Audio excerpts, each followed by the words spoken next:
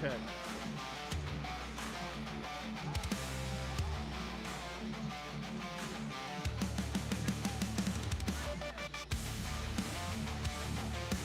Check.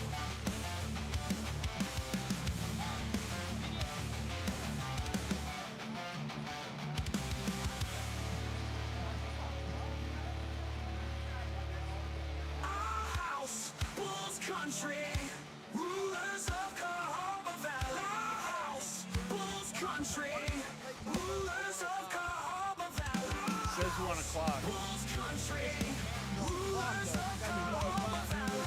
House, Bulls Country, rulers of Cahaba Valley. No, this ain't no rodeo.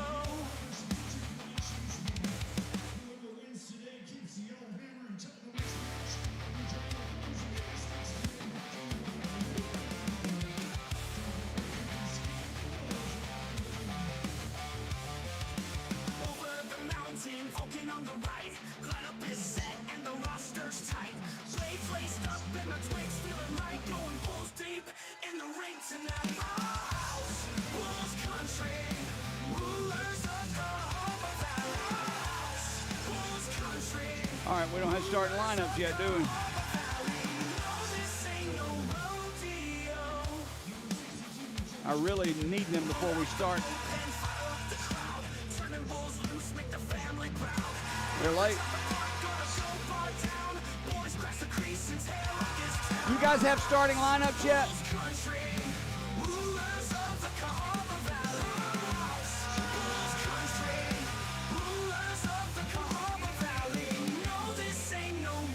Here he comes. He's coming. Kick his ass not once but twice. Down south losing is a sin. Bulls light the lamp and the good gods win. Steel on ice and hearts on fire. Every goal takes us higher and higher. In the valley under the stars so bright, we fight for glory, we fight. Thank you. House, Bulls Country, rulers of Cahaba Valley. House, Bulls Country, rulers of Cahaba Valley. No, this ain't no rodeo.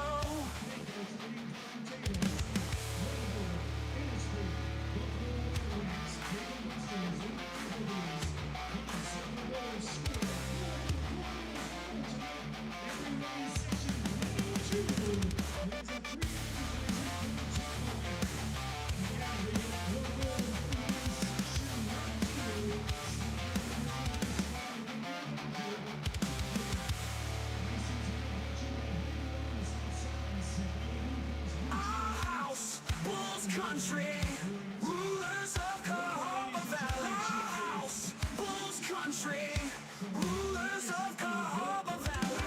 House, Bulls Country, rulers of Cahaba Valley. House, Bulls Country, rulers of Cahaba Valley. No, this ain't no rodeo.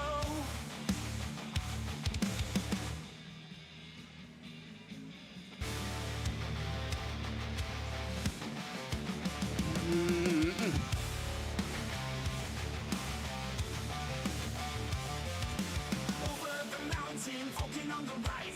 Lineup is set and the roster's tight. Blades laced up and the twigs feeling right. Going Bulls deep in the ring tonight. House, Bulls Country, rulers of Cahaba Valley. House, Bulls Country, rulers of Cahaba Valley. No, this ain't no rodeo. Load up the bullpen, fire up the crowd. Turning Bulls loose, make the family proud. Nothing's up the park, gonna go bar down. Boys crash the crease and tear up this town. House, Bulls Country, rulers of the Cahaba Valley. House, Bulls Country, rulers of the Cahaba Valley. No, this ain't 1 minute. no rodeo. Tempest flare gloves hit the ice. Kick his ass not once but twice. Down south losing is a sin. Bulls light the lamp and the good gods win. Steel on ice and hearts on fire. Every goal takes us higher and higher. In the valley under the stars so bright, we fight for glory. we fight tonight. Our house, Bulls country, rulers of Cahaba Valley. Our house, Bulls country, rulers of Cahaba Valley. No, this ain't no rodeo.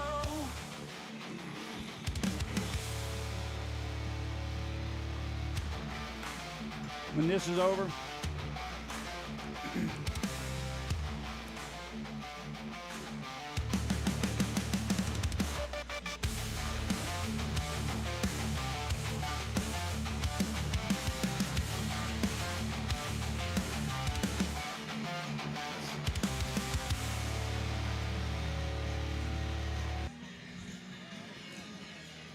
the last two times these teams saw each other, it turned out to be a nightmare for our Birmingham Bulls. Huntsville gave the Bulls the worst defeat of the year in the SPHL, 8-0 in Huntsville, before coming back to the Pelham Civic Complex the next night, defeating the Bulls 4-1.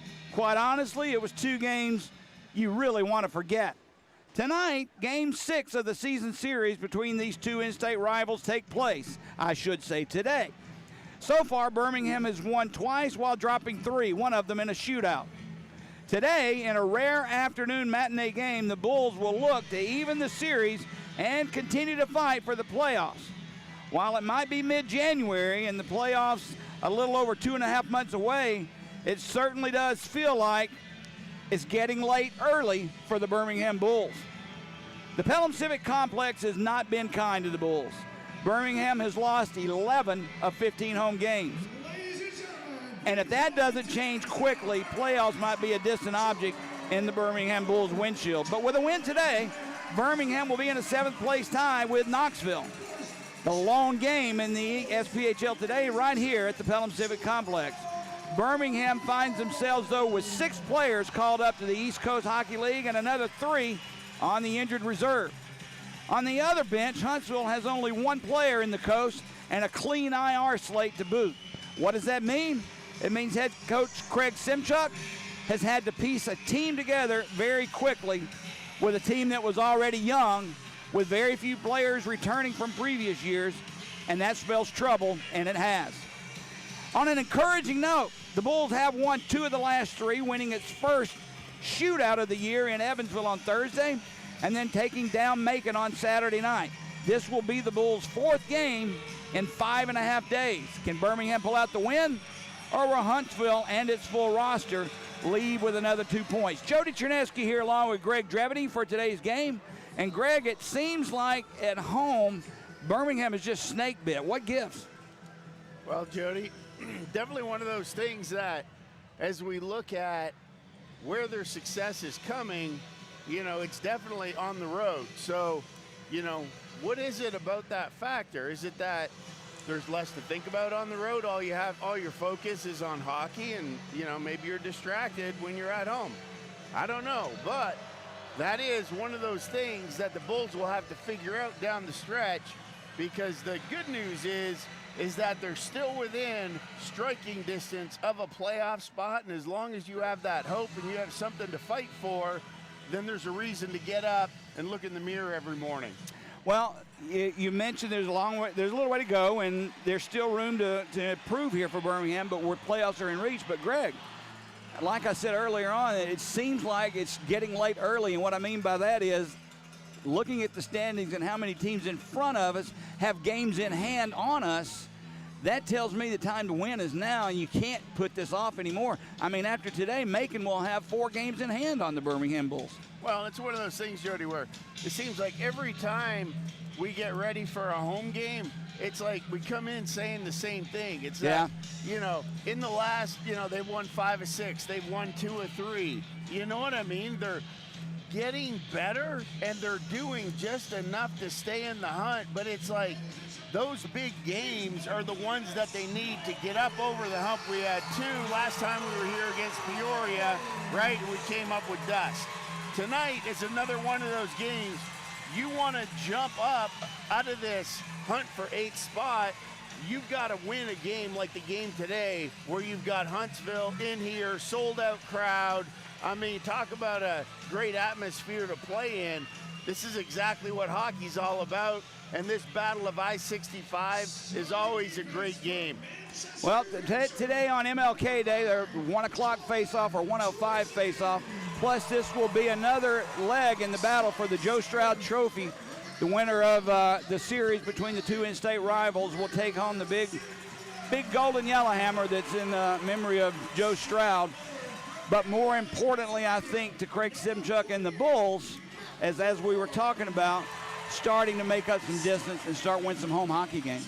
Interesting. So for everybody at home, tell us about this big gold yellow hammer. Where's the trophy at? This huge, I forget how many pounds they told me it was, or kilos, but it's that you'll see it today.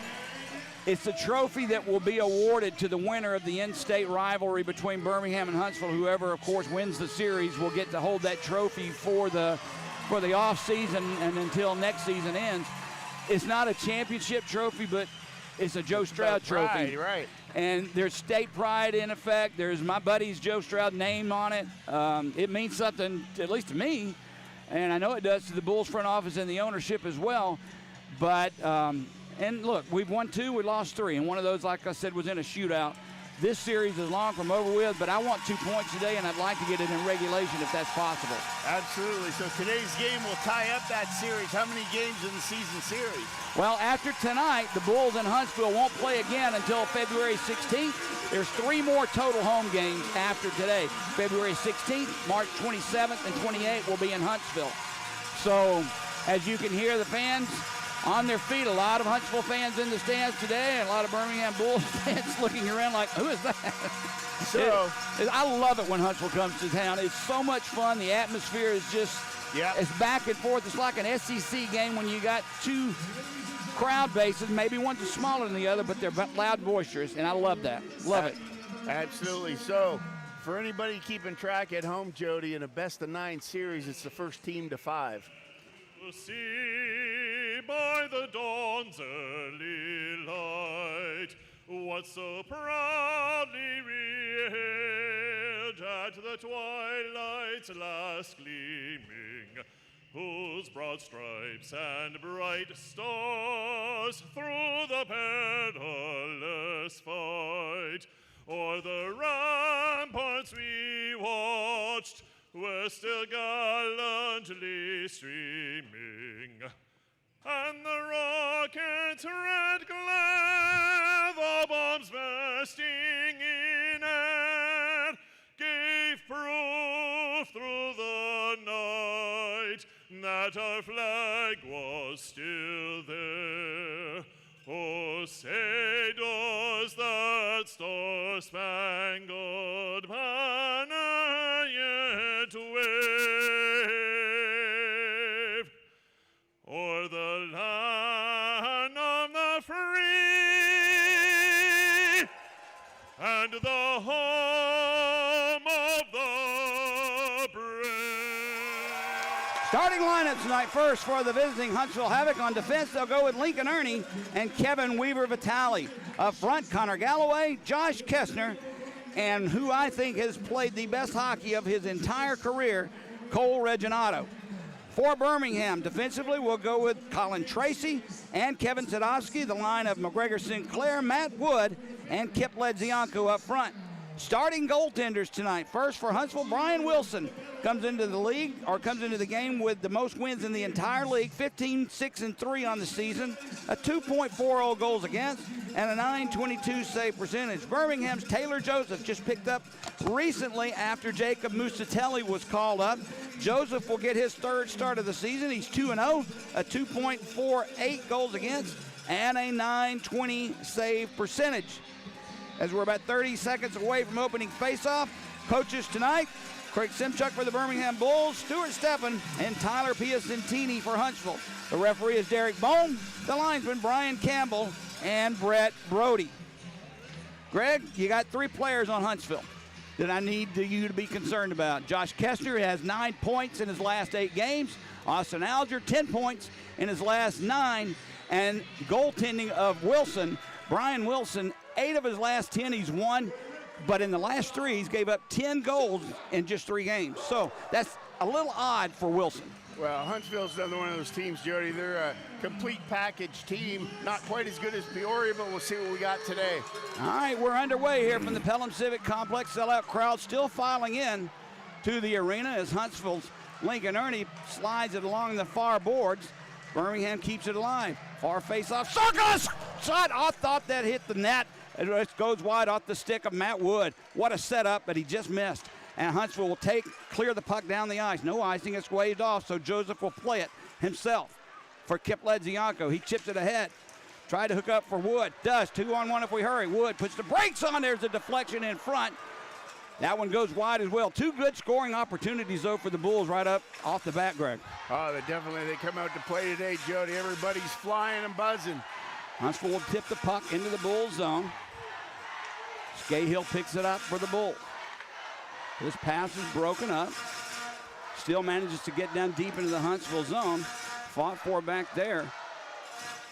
Slides behind the net. Glover takes a hit. Still being fought for now at the corner. Huntsville will take it and send it back to center ice. Just underway, first period, no score. Huntsville at Birmingham. As the Havoc's Procopio couldn't handle that pass, but it hits the referee. Glover tries to keep it in. Comes right to Huntsville. Birmingham's Gronick takes it away in front. Glover was there. His deflection was stopped by Procopio.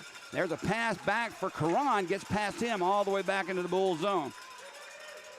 Now Joseph plays it himself for Gronick, almost at the Huntsville blue line. Now it's tied up on the near far half wall. Squirts free. Caron has it, and he'll give it up near side for Gagnon. His pass is broken up, and Elkston picks the loose puck up for Huntsville. Gets away from Gronick. Cuts behind the net. Looks for a centering pass, but he loses it off his stick. Into the corner. Elkston takes Caron out. Yep. Loose puck along the near wall. Played by the Bulls, but not out. Kept alive. Now at the blue line, it does squirt free, and Birmingham manages to get it out. Now we have a defenseman. Caron loses his helmet, so he's got to get off the ice. Creates an odd man situation for Huntsville, but they can't control it. And Huntsville will retreat back in their own zone. Off the stick of Trezera, bounces into the Bulls zone where Sadowski will wind it around far side for Wood. Wood leaves it. That's McGregor Sinclair for Ledzianko. Stick save, rebound in front. The red light went on. I'm not sure why, but the save was made. Now Wood just takes it inside the blue line. Slap shot save, rebound there's for Sinclair. His shot was saved. Ledzianko goes hard into the boards, and Huntsville will have possession of the puck. Lincoln Ernie with it. Near side Alger. Tried a cross ice feed off the mark as it was deflected by Ledzianko, and the Bulls pick the loose puck up and just lift it out. They'll send it in. Line change for the Bulls. 4-0 shots on goal in favor of the Bulls at this moment. And I'd like to see a replay of the first 15 seconds of this game. Birmingham's scoring opportunities have been there, especially on that. Now Kessner takes the puck in. He'll cut behind the net. Youngworth falls. Kessner holds on to the puck. Feeds it for Procopio. Penalty coming up on the Bulls. Glover touches it. No whistles. Maybe this is on. Glover touched the puck, Greg, and he didn't blow the whistle. Huntsville with possession. Kessner has it. Feeds over. Save made off the stick of Joseph. Huntsville still on a delayed power play, a delayed penalty on the Bulls. Alger has it. Centers it out, and finally it's touched by C.J. Walker. And I know Glover touched the puck along that far faceoff circle, but the referee didn't blow the whistle. First power play of the game coming up. This one will be for Huntsville as Youngworth goes into the box.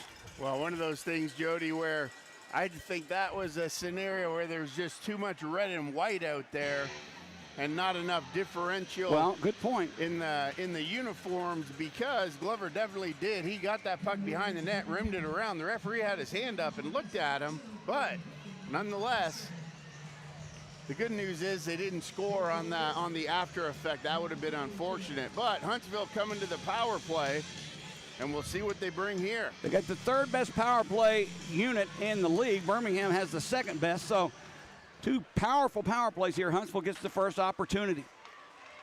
Weaver Vital, cross ice feed for Fries, or excuse me, that was Procopio. Now back There's a shot off the stick of Vitale. It goes just wide of Joseph. Puck tied up along the near wall. Huntsville keeps it alive. Weaver Vitale crosses for Kessner. Back for Vitale at the point. Near side Alger. Down low, there's a shot. Save made off the stick of Cole Golka, who's out on the power play, a recently signed player, Cole Golka. He had a choice, Greg, to come to Birmingham or Huntsville, and he chose Huntsville. And good, I guess good for him. I was told he's got a girl somewhere up there, so yeah. I guess that makes sense. Well, there's a lot of factors in that, Jody, and, Golke's been here before. He knows what it's all about, but at the end of the day, there's a difference of an hour and a half between where his girl is, and, that weighs into it. Amazing how sometimes that influences your decision, huh? 100%. At a young age. Weaver Vitale for Kessner. Plays it down low. Procopio tried to one-time it there off the pass from Kessner, and I don't think he expected it at that point. Golka gets it back for Kessner, and it gets past Weaver Vitale and out of the zone. Huntsville will have to retreat. They'll turn it quickly, though. Golka brings it in. Shot off the glove. Look out. There's a centering pass. Taylor Joseph couldn't control the puck, and it had a wide open net to boot. Alger has it near face-off circle. Plays it down low. Procopio couldn't get the shot off. Puck comes to Kessner. Back to Weaver Vitale. Alger through the slot. Save made off the blocker of Joseph. Birmingham can't clear. We're down to 40 seconds of power play time remaining as Alger has it. Takes the shot off the glove of Joseph. Birmingham finally clears. Greg, Joseph didn't look absolutely stellar on that. He wasn't Dominic Hasek, but he did keep the puck out of the net. Well, that's the bottom line, Jody. A couple of hiccups there, and that's kind of the MO for Joseph. We'll see how he holds up, but the bottom line is they have not scored with 15 seconds to go here on this power play. Now Galloway brings it into the bull zone for Fries, gets it back at the point for Procopio, near side. Reginato has it. He'll play it down low. Back at the point. There's a shot, save made by Joseph. Puck in the corner, big hit there by Zimmer on Reginato. Bulls clear it and held the penalty, and we're back at full and even strength. Big kill there by the Bulls, Jody. That's so important, especially when you're playing a high-octane team like the Havoc. Now Trezera stood up at the Bulls' blue line, couldn't manage to get the puck in. Birmingham will get it right back into Huntsville zone. They'll chip it back into the near corner. Tracy picks it up first for the Bulls. Didn't get all that pass. Gronick tries to set it up far side for Pizzamenti. Now it's loose behind the Bulls' net. Played around near side for Ernie. Cross-eyes pass. Now Elkston through the slot. His shot is blocked by Scahill. He'll try to outrace Elkston for the puck. He does. Centers one, tried to set it up for Furiseth off the mark. Gronick centers one for Furiseth. Save made, or it actually blocked in front. Rebound by Huntsville, put to the near boards and cleared down the ice. Pizzamenti knocks it right back in. Bulls will change lines. Sinclair out, doing a little forechecking. Puck's in ahead. Huntsville through center ice. Procopio takes the shot. Easy stick save made by Joseph. Elkston has the rebound. Tied up along the far boards. Puck squirts free. Ledzianko tips it back to his defense, and Gagnon banks it off the glass into center ice. Elkston could not control, but it's taken by Allen. He takes a shot again. He's having trouble with that glove, Greg.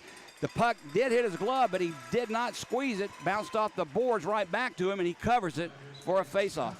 Well, it's one of those things, Jody, where it's those low shots coming in on Joseph. He's looking at where the puck comes from, but as a goaltender, you have to track that puck down into your pads and gloves, just like a baseball catcher. You know what I mean? But he's really having trouble controlling it with that glove. Well, is it a new glove possibly, or? Could I mean, be. He's new here in Birmingham. I'm just noticing that his eyes aren't dropping down to his glove when that puck's coming. He's kind of looking forward, assuming he's going to catch it, and it just kind of bobbles away. So clean that up a little bit, but like I said, here's a guy coming back.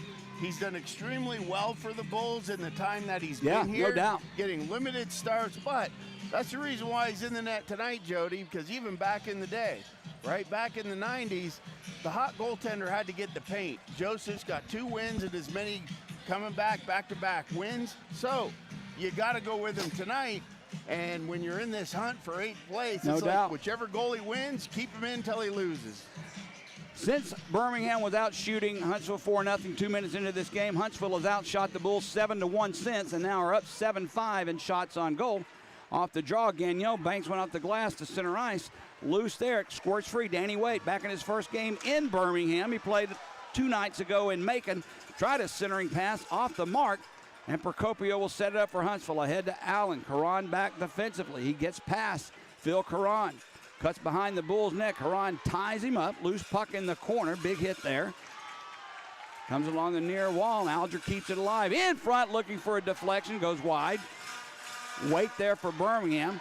He'll chip it behind his own net. Caron has it. For Gagnon. Ahead at center ice for Danny Waite. Waite, nice drop pass back for C.J. Walker. Has nowhere to go, so he whips it around the boards.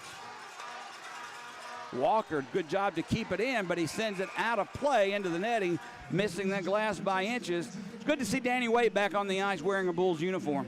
Definitely. You can tell, Jody, when Waite's out there, he's just really smooth and composed with the puck, and you saw it right there on that area. He gained the zone on the right side over there, came in, cut to the middle, and a nifty little backhander there to Walker, cut back across, and definitely helped out. Well, I see Cole Reginato on the ice for Huntsville, and I see Kenny Britton for Birmingham. That's a combination to a lock that this crowd may like to see. Off the draw, Tracy sends one behind the net. There's a centering pass for Britton off the mark. Reginato has it. Britton takes him to the boards, out of the play, but the loose puck picked up by Huntsville, and they'll chip it out to center ice. Weaver Vitale has it. Back into the Bull zone, picked up by Tracy. He waits for some room, gets it over to Britton. Britton gains that center ice stripe, dumps it in, easily gloved down by Huntsville, and quickly they'll turn it. Behind the Bulls net, Tracy. He's hit on the play. Loose puck fanned on by the Bulls. Now Kessner behind the net. Looks for a place to go. He's hit by Sadovsky. Reginato gets it back to Kessner. It gets past him, though. Around near side, Lincoln Ernie in front. Deflected just wide, maybe a stick save. Rebound just inside the Bulls' blue line. Reginato spins away. Cuts down through the slot, save made. Rebound loose, cleared by the Bulls, but not out. Lincoln Ernie just turns and fires. Reginato in front, deflected it wide. This is when the Bulls get in trouble, Greg. That firing gallery from the blue line and the traffic in front usually spells trouble. Well, one of those things, the puck's on your stick once, Jody, it's got to clear the blue. Now gets past Cahill. There's a shot off the side of the net. Picked up near side. Huntsville has it. Down on the play. Birmingham's Caron throws his arms in the air, trying to make sure ref knew it wasn't a penalty. Now Youngworth goes down, and this one will be a call on Huntsville. That's a generous call for Birmingham, but we'll take it. Definitely, and that was a situation there. Coming in, just looking to play the puck. The Bulls defender had to put his head down, eyes down, and got pushed into the boards, and I think he just lost an edge, but it looked a lot worse than what the intention was, so we'll take it. Birmingham on the power play, first time of the day. Second best power play in the league, 24% success rate. Huntsville's penalty kill, not bad, about halfway down, number 5 in the league. They kill off penalty 83% of the time. Face off in the Huntsville zone to the left of Wilson. Loose in that face-off circle, chipped in the corner by Huntsville. Procopio tied up by Ledzianko. Puck underneath both.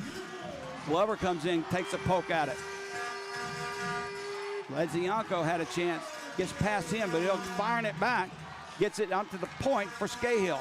Return for Ledzianko, plays down low for Glover, save made on that backhand. Glover was parked in the crease, now penalty coming up. This one again, this one on Huntsville. Birmingham just needs a hand on the puck and get a 2-man advantage. Scahill near side, Sinclair in front. That one goes wide.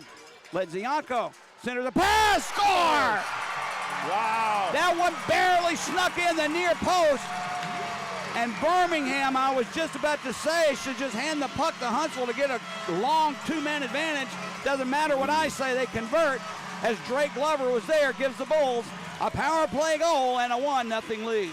And that, Jody, is something, if you're a Birmingham Bulls fan, that is a puck that you're going to want to get a hold of. because on the road, Huntsville's killed 86% of the power plays all season, and that one for the Bulls, what a play there. Behind the goal line, threw it up, came back down low, and just put it in behind Wilson and banked it off the far post. That snuck in, just Wow. hit the post and basically cleared the line. Now they're talking about it. That's Gio Procopio. I'm not sure exactly why he's talking. He's not wearing a letter on his jersey. He shouldn't be over there talking to the ref. But we're back to the power play for Birmingham as that delayed call on Connor Fries gives the Bulls their second power play of the night. 2 minutes to go in this one. 9:38 to go here in the first period. Birmingham on the strength of that power play goal by Drake Glover, leading 1-0. Now Wood tips the pass to himself. He'll bring it in. Centers one out front. Zimmer couldn't handle it. Danny Wade has it. Taken away from him. Look out. Procopio on a breakaway. Short-handed breakaway. Brings it in. Makes a move. Backhand score. Mistake at the offensive zone blue line results in a breakaway for Gio Procopio. And just like that, that one-goal lead is erased. And Huntsville ties it at 1. And Don Cherry, Jody, back on Hockey Night in Canada, he always said, this saucer pass stuff, especially when you're on the power play, he said it's for the birds. And that's why right there, when you're on the power play, if everybody's moving their feet, you've always got a direct pass to somebody who should be open. Nonetheless, saucer pass, breakaway, and it's tied at 1. That is Huntsville's 6th shorthanded goal of the season, by far leading the league. They are dangerous when they're on the penalty kill, and it shows. A minute and a half left on the penalty to Connor Fries. Bulls have the puck in their own zone. We'll start it out. Played through center ice. They'll dump it in. Reginato couldn't control it. It gets back to Ledzianko. Tried to get it back to Scahill, but a little too strong, and it escapes the zone. Birmingham will have to reset. Ledzianko brings in, chips one off the boards for Walker. Lincoln Ernie on him, puts the brakes on. For Ledzianko, takes a shot, save made Wilson, and Huntsville clears the rebound down the ice. We'll get the assist in a minute on both goals and get you caught up. 8:36 to go, first period, score tied at 1. There's a pass near side, played by the Bulls. In front, Ledzianko takes a shot. The save was made, a little tripped up there as he crashed into the crease. Cleared by Huntsville now down the length of the ice. Bulls getting a lot of good opportunities in tight, Jody. I think that's the way you got to go. Keep it going. Danny Waite brings it in, slides it across, save made. Rebound loose in the slot. Huntsville will clear it as Matt Allen down prong plays it to center ice. 20 seconds to go in the power play for the Bulls. Puck played along the near side by Waite. He'll send it in deep. Camp takes a hit there from Waite. Groning tries to poke it free along with Zimmer. Still tied up in that near corner. Groning going down. Now a Huntsville player is down. Now two players. That's Look out. Schulteis getting into it in the corner. As Groning is down. I'm not sure what precipitated that. I do know a Huntsville player, and I believe that was Jackson Camp was down first. Schulteis may have not liked it. He gets tied up. Was that with Zimmer? Yep. I didn't see any punches thrown, but they definitely tangled with each other with 7:42 to go here in the first period of play, and it looks like Zimmer is going to the box. I'm not sure about Schulteis. Yeah, he will as well. Yep. Probably coincidental roughing minors, but we'll wait for the call. While we're waiting on that, Drake Glover has his goal at 10:20 of the first period on the power play to give the Bulls a 1-0 lead. An unassisted goal for Drake, his 13th of the year. But just like that, Procopio on the breakaway shorthanded, another unassisted goal at 10:42 of the first period. Just 22 seconds after the Bulls took the lead, ties it up for Huntsville. So we've had a power play goal and a shorthanded goal. Well, and one of those things, Jody, where I think all that was about down in the corner with so many bodies and so much commotion. As soon as the Huntsville player went down, sometimes you just have to do something in order to break up all the traffic. And I think that's what it was there. It was good because Zimmer actually did drop a glove. And, you know, being a big body, that would have been a heck of a tilt if they would have had some time and space to actually square off. But nonetheless. I like to see that, though. Yep. That we're at least doing something about a problem if we see it. I want to take this. I talked to a few of the players before the game tonight. We've got listeners or watchers, I'm not sure which one, all the way in Nova Scotia through Canada. We've got one in British Columbia listening tonight. My daughter is watching in England this afternoon, well, this night for her.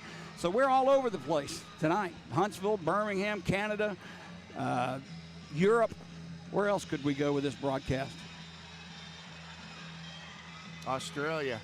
How about we just call the game from Australia There you go. via Zoom? How about that? Never can tell in this day and age with technology what's coming next. You remember during the pandemic, that's what happened. A lot of these announcers sat at Yep. home and called the games, watching it themselves on TV. That doesn't sound fun. Now we got two girls fighting on the Yep. ice during that intermission break. I'm not sure. Well, Always like a girl fight. Well, I was wondering about the gear they're putting on there, Jody, as they lined up for that one. It's an equipment race where they have to put their equipment on and then run out, grab their sticks, and get a shot on goal from the blue line. Hey, they took it to the next level, and that's what I'm talking about. Even the post-intermission TV timeouts, we're getting into it here. So sold-out crowd, you know they're going to want to see one before the end of the night, Jody. That's just part of what they come to see. My grandkids in Gardendale, Charlotte and Carter, are watching too, or listening. Talked to them before the game. Either way, face off, that'll kill the penalty. Huntsville is back at full and even strength. Well, not full strength, but even strength. They'll bring it into the Bull zone. Procopio can't get around the defensive Tracy. He hangs on to the puck. Centers one for Fry. Save made. Rebound clear by the Bulls, and Furiseth will skate through center ice. Banks it off the boards past Weaver Vitale, but he couldn't control it. And Huntsville has it. That was a great defensive play by Pizzamenti in front of the goal there, Jody. That definitely saved a huge scoring opportunity for the Havoc. Puck squirts around far boards. Lindsay puts his rear into the Bulls defender, and Huntsville have control now. Look out. Tied up there, the puck squirts free. Birmingham has it. One-handed sent in by Caron, but not deep enough, and Huntsville clears it right back into the Bull zone. Picked up by Gagnon, watched by Reginato, hit hard into the boards. Gives it up for Kessner. Kessner overskates the puck, avoids the hit. Played by Huntsville. Off their stick, Birmingham will try and clear, and they'll just tap it to center ice. Don Procopio sends it right back in. Kessner taps it from where it came. Gets past Reginato and Kip. Ledzianko sends it down. This one's going to be icing as Camp goes back to pick it up. Kip just about 4 feet from that center ice stripe. Sent it in too deep, so the faceoff comes back to the Bull zone. 6:22 to go, first period, score tied at 1. Wow, there was one thing you were talking about Reginato earlier, Jody. Yep. And I was watching him for about the first 8 or 10 minutes. You know what I mean? He was out there kind of, you know, floating around, just not really getting really into it. And then that last shift, he came out like the Cole Reginato we've seen all year. And I'm like, okay, who woke him up? When So, he starts his forechecking and playing physically in the Yep. offensive zone, you better. keep your eyes on that. You better. And you better look who's in front of the net because he'll get him the puck. Birmingham off the draw wins it again. This one's going to be an icing as Lindbergh, a newly acquired defenseman, after he was weighed by Roanoke, picked up, or not really picked up, he opted to sign with Huntsville. He touches up and the faceoff comes back to the Bull zone. Scahill out defensively with Youngworth, Sinclair, Wood, and turn so I can Kip Ledzianko out for the Bulls. Connor Fry's on the draw for Huntsville. So Lindbergh cleared waivers is what He you're did. telling He me. cleared waivers and became free agent. Huh. And I think that's exactly what he wanted. He wanted to choose the Right. team he went to, and he was able to do that with Huntsville. Lindbergh with the puck in his own zone. He'll just step into center ice, put it deep in that far left corner, but he didn't have the center ice stripe, Greg, so icing is called. Wasn't by much, Nope. but he didn't clear that center ice stripe. So 5:58 to go, first period. Offensive zone face-off for the Bulls. Yeah, and that's one where Lindbergh signed what, on Saturday? Right. So today's Monday. So you're telling me he's 2 days deep and he's already out here. He's been around the league a while. He knows yeah. how to play his position for Definitely. sure. Danny Wade on the draw for the Bulls. Wins it, gets it to Walker. Back at the point, Scahill takes the shot. Blocker save made by Wilson. He saw it the whole way, though. Walker gets the rebound near boards. Plays it back for Youngworth, who couldn't control it, and Birmingham has to vacate the zone. Played back into the Havoc end. Lindbergh will chip it around near side. Allen with the puck. Played it. Sadowski stepped in front of that pass, though. Knocks it clear. Lindbergh loses possession. There's a tip ahead for Furuseth. Furuseth can't catch up with it first. Don Procopio does. He'll play it far side. Bulls have possession, at least for the moment. Tipped away from Ledzianko, and it's loose now at center ice. Lindbergh will pick it up, fires it into the corner. Matt Allen plays it. Birmingham tries to chip it free, can't get it out. Kept in by Lincoln Ernie. He'll send it right back into that corner. Sadowski takes out Allen. Loose puck in the corner, played by Kessner. Centers one. There's a shot, goes wide. Off the stick of Procopio. Birmingham's Furuseth has it, avoids the check, gets it out to Pizzamenti, who'll dump it in deep. Line change for the Bulls. Pizzamenti staying on the ice. Pass for Trezera broken up. Right at the Huntsville blue line, they'll play it themselves. Lincoln Ernie with the puck. Slides it far side for Don Procopio. He gets it out to center ice, and loose, picked up by his brother Gio. Poked away from him, but it comes right under the stick of Lindsay. Ethan Lindsay behind the net. Curls away from one defender. Centers a pass for Alger. His stick broke. Oh, that was a nice one-timing opportunity. Birmingham picks the loose puck up. Karan takes the shot. Save is made. Now on the far boards. Ledzianko takes a punch right into the face. This one from Lindsay, who was hot about something. The linesman step in between Lindsay, who's still, he's got his, Gagnon he's trying to get out. I thought for a minute he was trying to throw the linesman off of him. Now Gagnon will back off and skate away. I don't know what's going to come of this, but Gagnon will get a penalty. We know Lindsay will get at least one for the rough on. He might get 5 there, Jody, because that was a cross-check right to the face of Ledzianko. Well, and then he turned around and punched him as well. So I don't know what's going to happen. I don't know if minors, double minors, or like you said, a major will be called. But Glover's over there at that referee's table to find out what's happening. Well, no, I mean, Lindsay, he was having a great shift. He was throwing the body around on the offensive forecheck, playing like Lindsay does, you know what I mean? And then Ledzianko hits him back, and he doesn't like that. So then he brings his stick up, and, you know, wrong guy. You want to stick somebody? Bring it to Britain.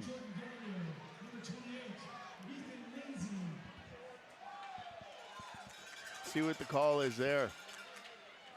Waiting on the announcement now. The first one, it was muffled sound, to be honest with you. I didn't hear it. Sounds like he's got the microphone a little too close to his face. Right now on the board, Gagnon's the only penalty that's showing. And I'm sure that's a roughing penalty, 2 minutes, a minor. But I don't know yet about Ethan Lindsay. A double minor is now on the board for Ethan Lindsay. Yeah.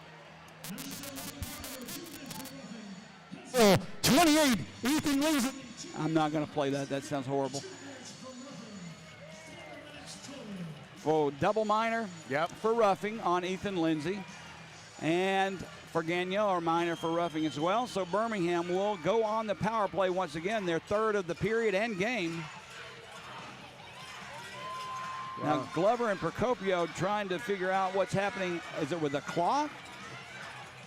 Or Procopio just doesn't like the call? Right, I just think Procopio didn't like the call, but, you know, Joey, that's one of those things where I think Lindsay's coming away well, only getting 2 minutes on that initial one. We're going to have to talk to the sound engineers about this. The call, or the national anthem, came in nice, crystal clear, and we'll use that same channel for the calls from the scorers table, and that one's it's unusable tonight. Right. So we'll just have to update you as we can, because we definitely can't hear it. Now they've taken 2 of the penalties off the board. Only 1 penalty remains, so it's a coincidental minor for Gagnon and Lindsay, but Lindsay gets the extra 2 minutes. So Birmingham 1 for 2 on the power play thus far tonight. Will start their third. At this point, Glover out with Sinclair, Ledzianko, and Scahill. And that's the only 4 skaters I see for Birmingham. 4 out on the ice for Huntsville as well. I thought we had a power play out of this, Greg. Well, we should, but Yeah. it should be a 5-on-4. Right, exactly. Whereas before, if both penalties would have stuck, Jody, it would have been a... The only thing I can figure, maybe the first 2-minute penalties will run now, and then after those 2 minutes, Birmingham will be on the power play. But right now it's 4-on-4 hockey. Josh Kessner out for Huntsville, along with Reginato, Lincoln Ernie, and Dom Procopio. Right. Now Sinclair goes back to the bench. I don't know if it's for someone else or to get instruction, and it looks like Walker is now coming on the ice. And that makes more sense to me. I'm not sure the Bulls realize that they got the extra attacker, but everything's fine now. Elkston will go over to the penalty box for Huntsville to serve that extra minor. Well, the way they had it up the first time, Jody, it would have been 4-on-4 for the first 2 minutes, Right. and then the power play. So those first two scratched, so now the Bulls will be on the power play for 2. Which is the way it should have been from the beginning. Bulls gain control of the faceoff. Sinclair now with the puck. He'll play it down low for Walker. Looks for a place to go. Cross-ice feed off the ice. Bounce past Ledzianko. Bulls keep it in, though. Sinclair with it. Brings it to the near circle. Plays it for Ledzianko. That's save made. Wilson doesn't know where the rebound was, but it's cleared to the far boards where Walker has it. Back at the point for Scahill. Off the skate of Walker, and Huntsville will clear. Look out. Reginato hustling after the puck, catches up with it first. Reginato brings it in. He only have one shorthanded goal for Huntsville, but no one back for Reginato to pass it to. He holds on to it to kill the penalty as long as he can, and Scahill picks the puck up for the Bulls. 1:15 to go in the power play for Birmingham. 3:20 to go first period. Score tied at 1. Pucks in behind the net. Ledzianko far side for Sinclair. He can't get it back to the blue line. Birmingham can't keep it in as Alger tips it back to center ice. That one didn't look too good, Greg. Well, that was Procopio there on the hit on Ledzianko in the corner. And, you know, at some point, Jody, they're going to have to answer. 45 seconds to go in the power play. Birmingham starts to slowly skate away from their own zone. Matt Allen breaks the pass up, but it comes back to Danny Waite. He can't get past Allen, and Huntsville sends it back to center ice. Big hit there on Scahill, and Huntsville easily just clears it right back into the Bulls zone. Schulteis with a big interception there. We're down to the last 20 seconds of power play time for the Bulls. They'll bring it in close to offside. Waite has it. Centers one off the net. Loose puck picked up by the Bulls. Near side, Wood. Bottom of that face-off circle. So the pass over save made on the one-timer there. Wow. Now everyone goes down in front looking for that rebound. A nice save there by Wilson off the stick of Danny Waite. He was ready for it, but Wilson was even more ready. Well, and there was the other Procopio coming in with a nice cross-check to the back of the head there as the Bulls player went down. Watch this one, Jody. Here he comes. Watch 2 right here. Yeah, that's a missed call. Yeah, that's a good one. But I'm just saying, you know. This is why we don't have the manpower to have a 2-referee system. There's just not enough referees, to be honest with you, that are available. Sometimes you get a 2-referee system, but it makes you wonder if we had 2 orange stripe referees on the ice, would that have been called? Well, I'd like to expand the rosters to include a 4th line, Jody, and that takes care of that. Greg, I don't think there's enough hockey players available to make that happen. That's probably true. All right, 2 minutes to go here in the period. Bulls with possession of the puck. It's knocked down by Golka, I thought with a high stick, but Huntsville will play it. Schulteis far side. Sadowski takes it. Played back into the Huntsville zone by Zimmer, and they'll just send it right back out quickly. Birmingham out shooting Huntsville 14-12 here in the first period. Score tied at 1. There's a pass off the stick of Furiseth. Played now by Fries. He'll bring it in. He's along with Golka. Has Elkson with him as well. There's a shot by Fries, well wide of the net. Rebound chip back for Schulteis. Schulteis cuts through the middle, takes the shot, knocked down in front. They were looking for a deflection, but it went to the corner. Danny Waite had it, sends it out. Birmingham now at center ice. There's a hit from behind. Fries and Sinclair looked like they just collided. No real problem there. Played by Golka. Golka had it knocked away from him, but it comes to Schulteis, who'll send it in deep. Joseph plays it behind his own net. We're down to a minute to go here in the first period of play. Long head-manning pass for Wood. Gets past everyone. Wilson will play it. Puck comes around near side through center ice. Trezera for Gio Procopio, but Trezera put himself offside. Yep. So with 46.3 seconds remaining, the faceoff will come outside the Bulls' blue line. Gagnon back on the ice now for Birmingham. Trezera coming through the neutral zone, Jody. Big body. You want to talk about a freight train coming. Wow. That's another player that was available early in the year on the waiver wire. A lot of these teams, Greg, and this waiver wire was set based on last year's standings. Remember, Birmingham was at the top of the league, I believe second or third in the league. So we started the year on the waiver wire at the bottom. It's hard to work your way up. Yep. 30 seconds to go. Bulls with the puck. There's a big hit far side. Jackson Camp takes down Walker. Now puck is loose into the corner. Lincoln Ernie will bank one himself. Weight goes down. That puck was deflected, so the faceoff will come back in the Huntsville zone. A couple of big hits there by Huntsville, Greg. Definitely Huntsville laying the body, and hey, I'm all about those big clean hits in the neutral zone, Jody. I like that because one thing Huntsville's doing a very good job of is disrupting the Bulls between their blue line and center ice. That zone right there, that's like the hit zone for Huntsville. Danny Wade on the draw for the Bulls. Kessner for Huntsville wins it. Gets it back to Schulteis. Plays it around far side. Galloway had it, lost it. Now Schulteis has it behind his own net. Near side is played by the Havoc. Procopio banks one off the boards into the Bulls zone. Youngworth will go back and pick it up for the Bulls with only 5 seconds of first period time remaining. Birmingham will clear it, and that'll do it for the first period of play. Birmingham out shooting Huntsville for the period 14-12. Both teams going to the locker room tied at 1. Greg, your thoughts?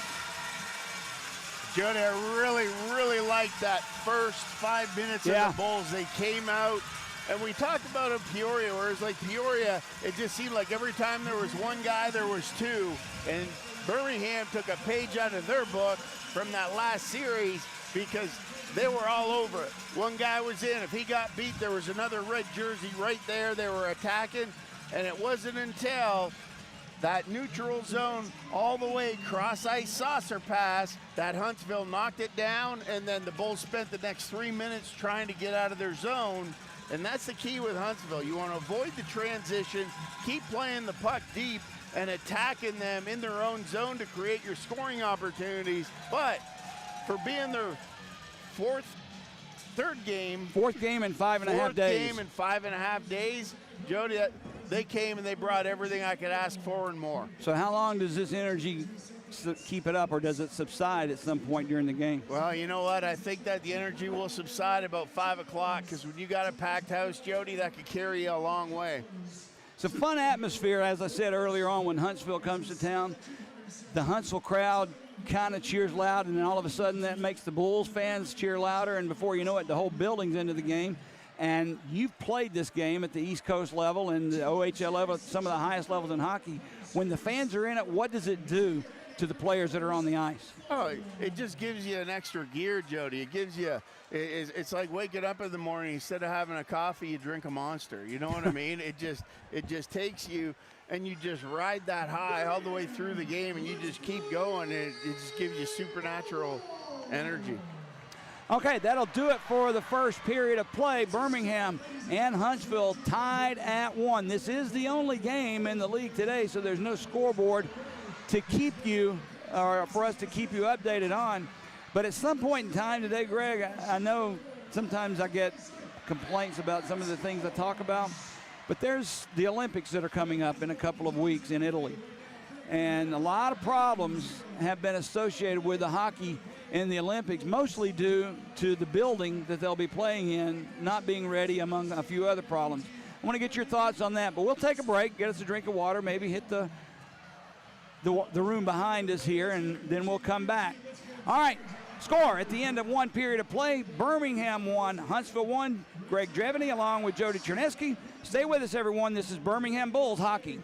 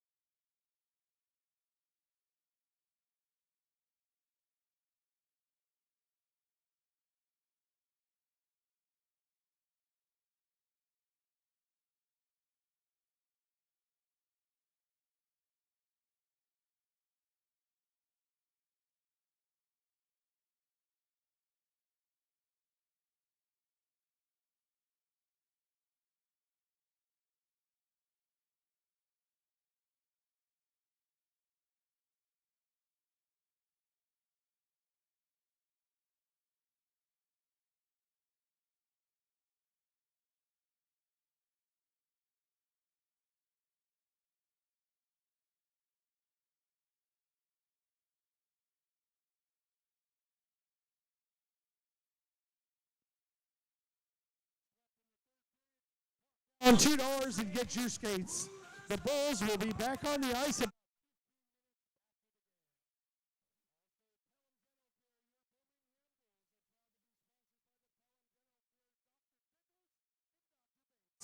They can take great care of you and your family, and they are conveniently located right here in Pelham off of Highway 31. Visit Pelham Dental Care to schedule an appointment today. The Bulls trading table requires meals after the home games. That's right, the Bulls have to eat before road games and on the bus. Our restaurant community does a fantastic job in taking care of our guys, and we'd like to take a moment to thank our trading table partners. Texas Roadhouse, Black Market Bar and Grill, Walk On Sports Bistro, Culver's, Jefferson's Barbecue, and Creekside Barbecue. Plus tonight, ladies and gentlemen, if the Bulls score 4 goals or more in this game, everyone in Section 102 wins a free appetizer from Taco Mac. If we get 4 goals tonight, everyone in Section 102 stop by the merchandise stand to get your voucher. 24E Health Clubs has 5 locations in Birmingham and the surrounding areas to help you reach your potential fitness goal. That's right, check them out in the different locations we experience with motivation and everything you need to be healthy. 24E, break a sweat, not the bank. Upcoming games, remember, tickets are always on sale. Browse to bullshockey.net and click on Buy Tickets at the top of the page. If you find the perfect seats for you to watch the Bulls hockey, check in at the merchandise stands about season tickets or other ticket options to get those favorite seats locked in for the season. And remember, coming up Friday, January 30th, is Whataburger Backpack Night. Come out and enjoy some great hockey and enjoy Whataburger treats all night as we hand out Bulls backpacks. And then Saturday, January 31st, is Hawaiian Shirt Night as we play some Island Bulls hockey. Get here early to get the 2026 edition of our Bulls Hawaiian shirts, all brought to you by Window World. And Junior Bulls hockey update. News about the teams link. Check them out, the 8U Junior Bulls. These Mighty Mites finished first place in the Atlanta tournament. The 10U Junior Bulls, 8-7-1, fourth place in Jacksonville, Florida, playing today. The 12U Junior Bulls, 8-7-1, second place in Atlanta, playing today. 14U Junior Bulls also on the road, 5-9-2, fourth place, playing in Louisville, Kentucky today. And the 16U Junior Bulls with a great performance of 11-7-2, locks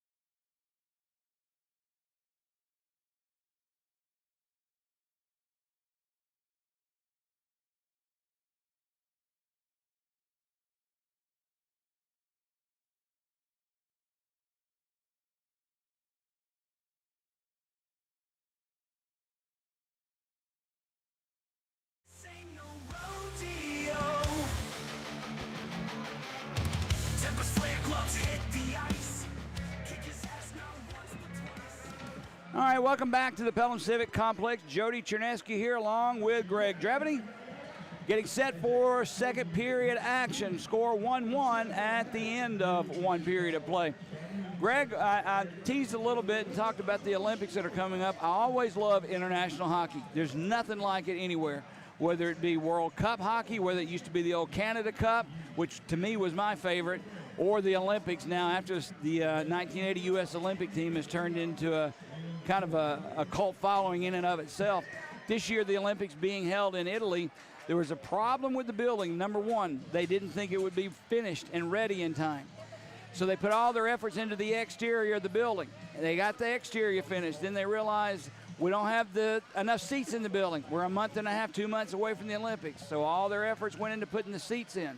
Then after they got that done, not sure how much quality work was there, but they did get the seats in. Then they realized, wait a minute, the ice surface is going to be too small. There's not enough room to have international hockey.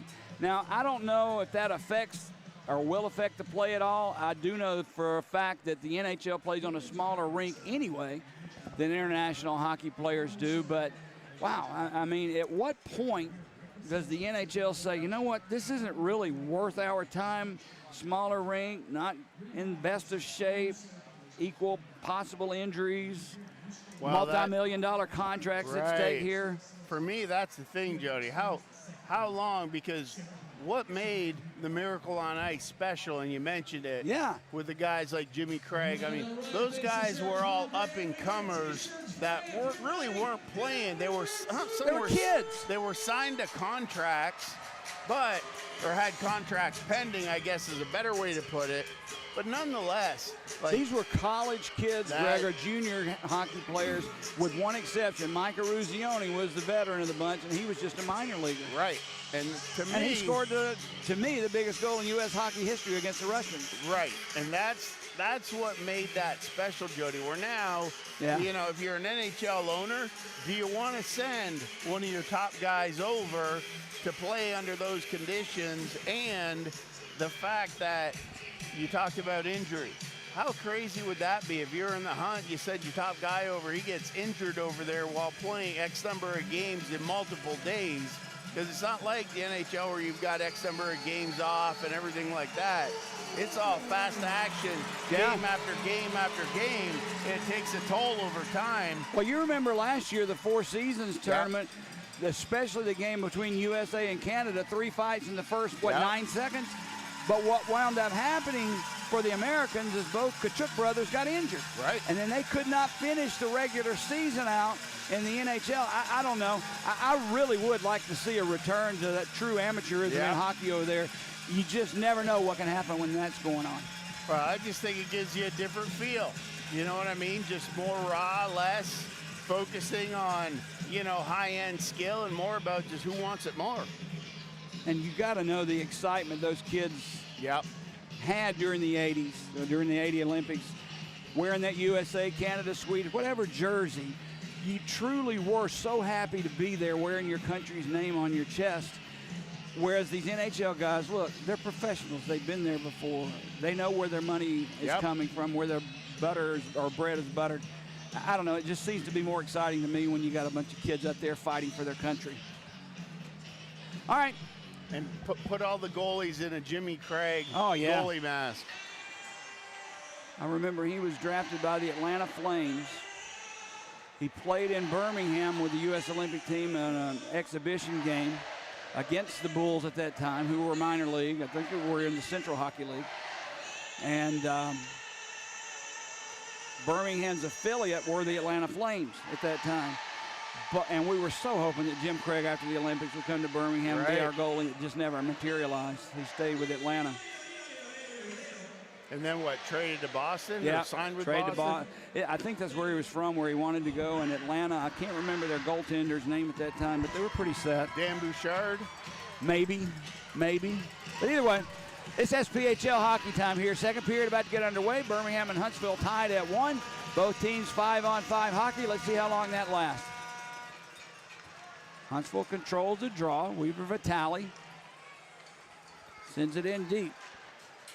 Near side, Reginato takes his man out, tried a centering pass. Huntsville's Kessner had it off his stick. Bulls clear. Whip right back into the Bulls zone. Slowed down by Joseph Sadowski. Tried to get it to Kip Ledzianko. Through center ice, Sinclair play at far side Wood. As Kid Ledzianko streaking in front. That deflection goes high over the crossbar. Played near side. Sinclair with it. Puts it behind the net. Lincoln Ernie has it though for Huntsville. He'll spin away.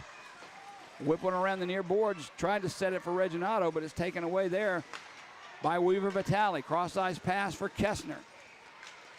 There's a shot by Galloway. Well off the mark. Puck near side. Lindsay has it. Taken away from him. Loose puck picked up by Huntsville, and that shot goes wide. Bounces right off the board. And again, Greg, Taylor Joseph tried to cover that slow roller off the boards and missed it. And then was able to get it back. I think the whistle was a little too quick on top of that. He had the right idea the first time, Jody, when that puck went in off the backboards to pull it in and cover it. And then when he thought that his defenseman was the only guy open back there, went to throw it to him, but Lindsay came around behind the net the other way. Joseph couldn't see him, and Lindsay almost picked that one off.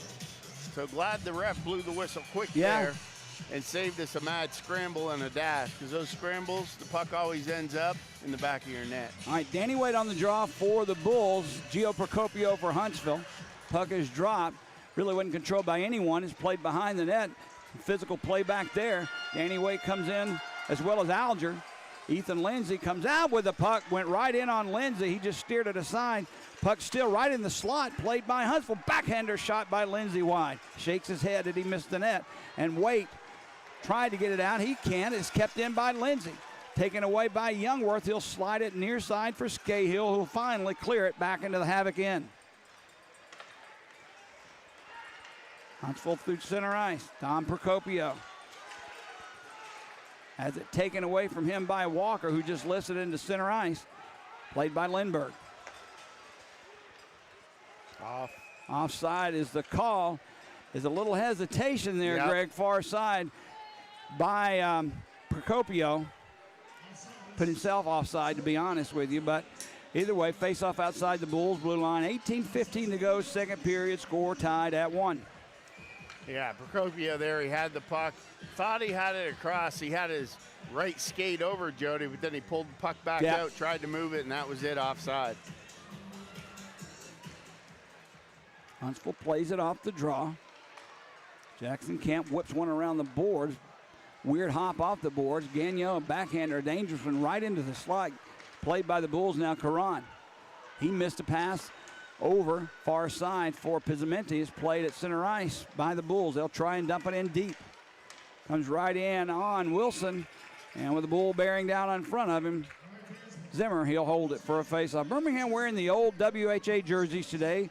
It's really not the old WHA jerseys, Greg. The blue one, my favorite jersey of all time, is that. But we went with a red shell, basically, and blue numbers this year instead of the traditional blue with red numbers. Looks good, but as you said earlier, Huntsville's coming in with red pants and white jerseys. It's, I guess could be difficult for the referee sometimes to see who's got what. Definitely. Bulls, white helmets, it all blends in. Face off to the right of Wilson. Zimmer gets it back for Gagnon. Slap shot wide and high. Played near side. Caron tries to get away from Trezeri. Can't do it. He'll slide it behind the net. Matt Allen takes it away for Huntsville, and he'll clear it back down the ice. No ice. Well, they'll call icing now as Gagnon picks it up. So face-off comes back into the Huntsville end. And Jody, you mentioned it earlier, but talk about the guys. There's one on Huntsville called up, and in the coast that the Bulls have, we have what, 6? 6 players in the coast now for Birmingham, which makes no sense to me. Huntsville's second place team in the league, and they only have 1 called up. Right. Now that tells me that the Huntsville players are turning down these call-ups, or they're not wanted, and I have to think it's the former. There's a shot from just inside the blue line, a weak one, but it does get through on Wilson, steers it aside. Played along the near side by Huntsville. Bank one off the boards, gets past Trezera, picking it up there. Birmingham will put it right back in. It off the leg, I believe, of Sinclair, so no icings. Played now by the Havocs, Jackson Kemp. Slides it far side for Lindbergh. Kip Ledzianko pops him into the boards, but the puck does squirt free to center ice. Loose there, played by the Bulls. Danny Waite brings it in. In front, Waite scores! What a feed, far side, and I believe that was Kip Ledzianko.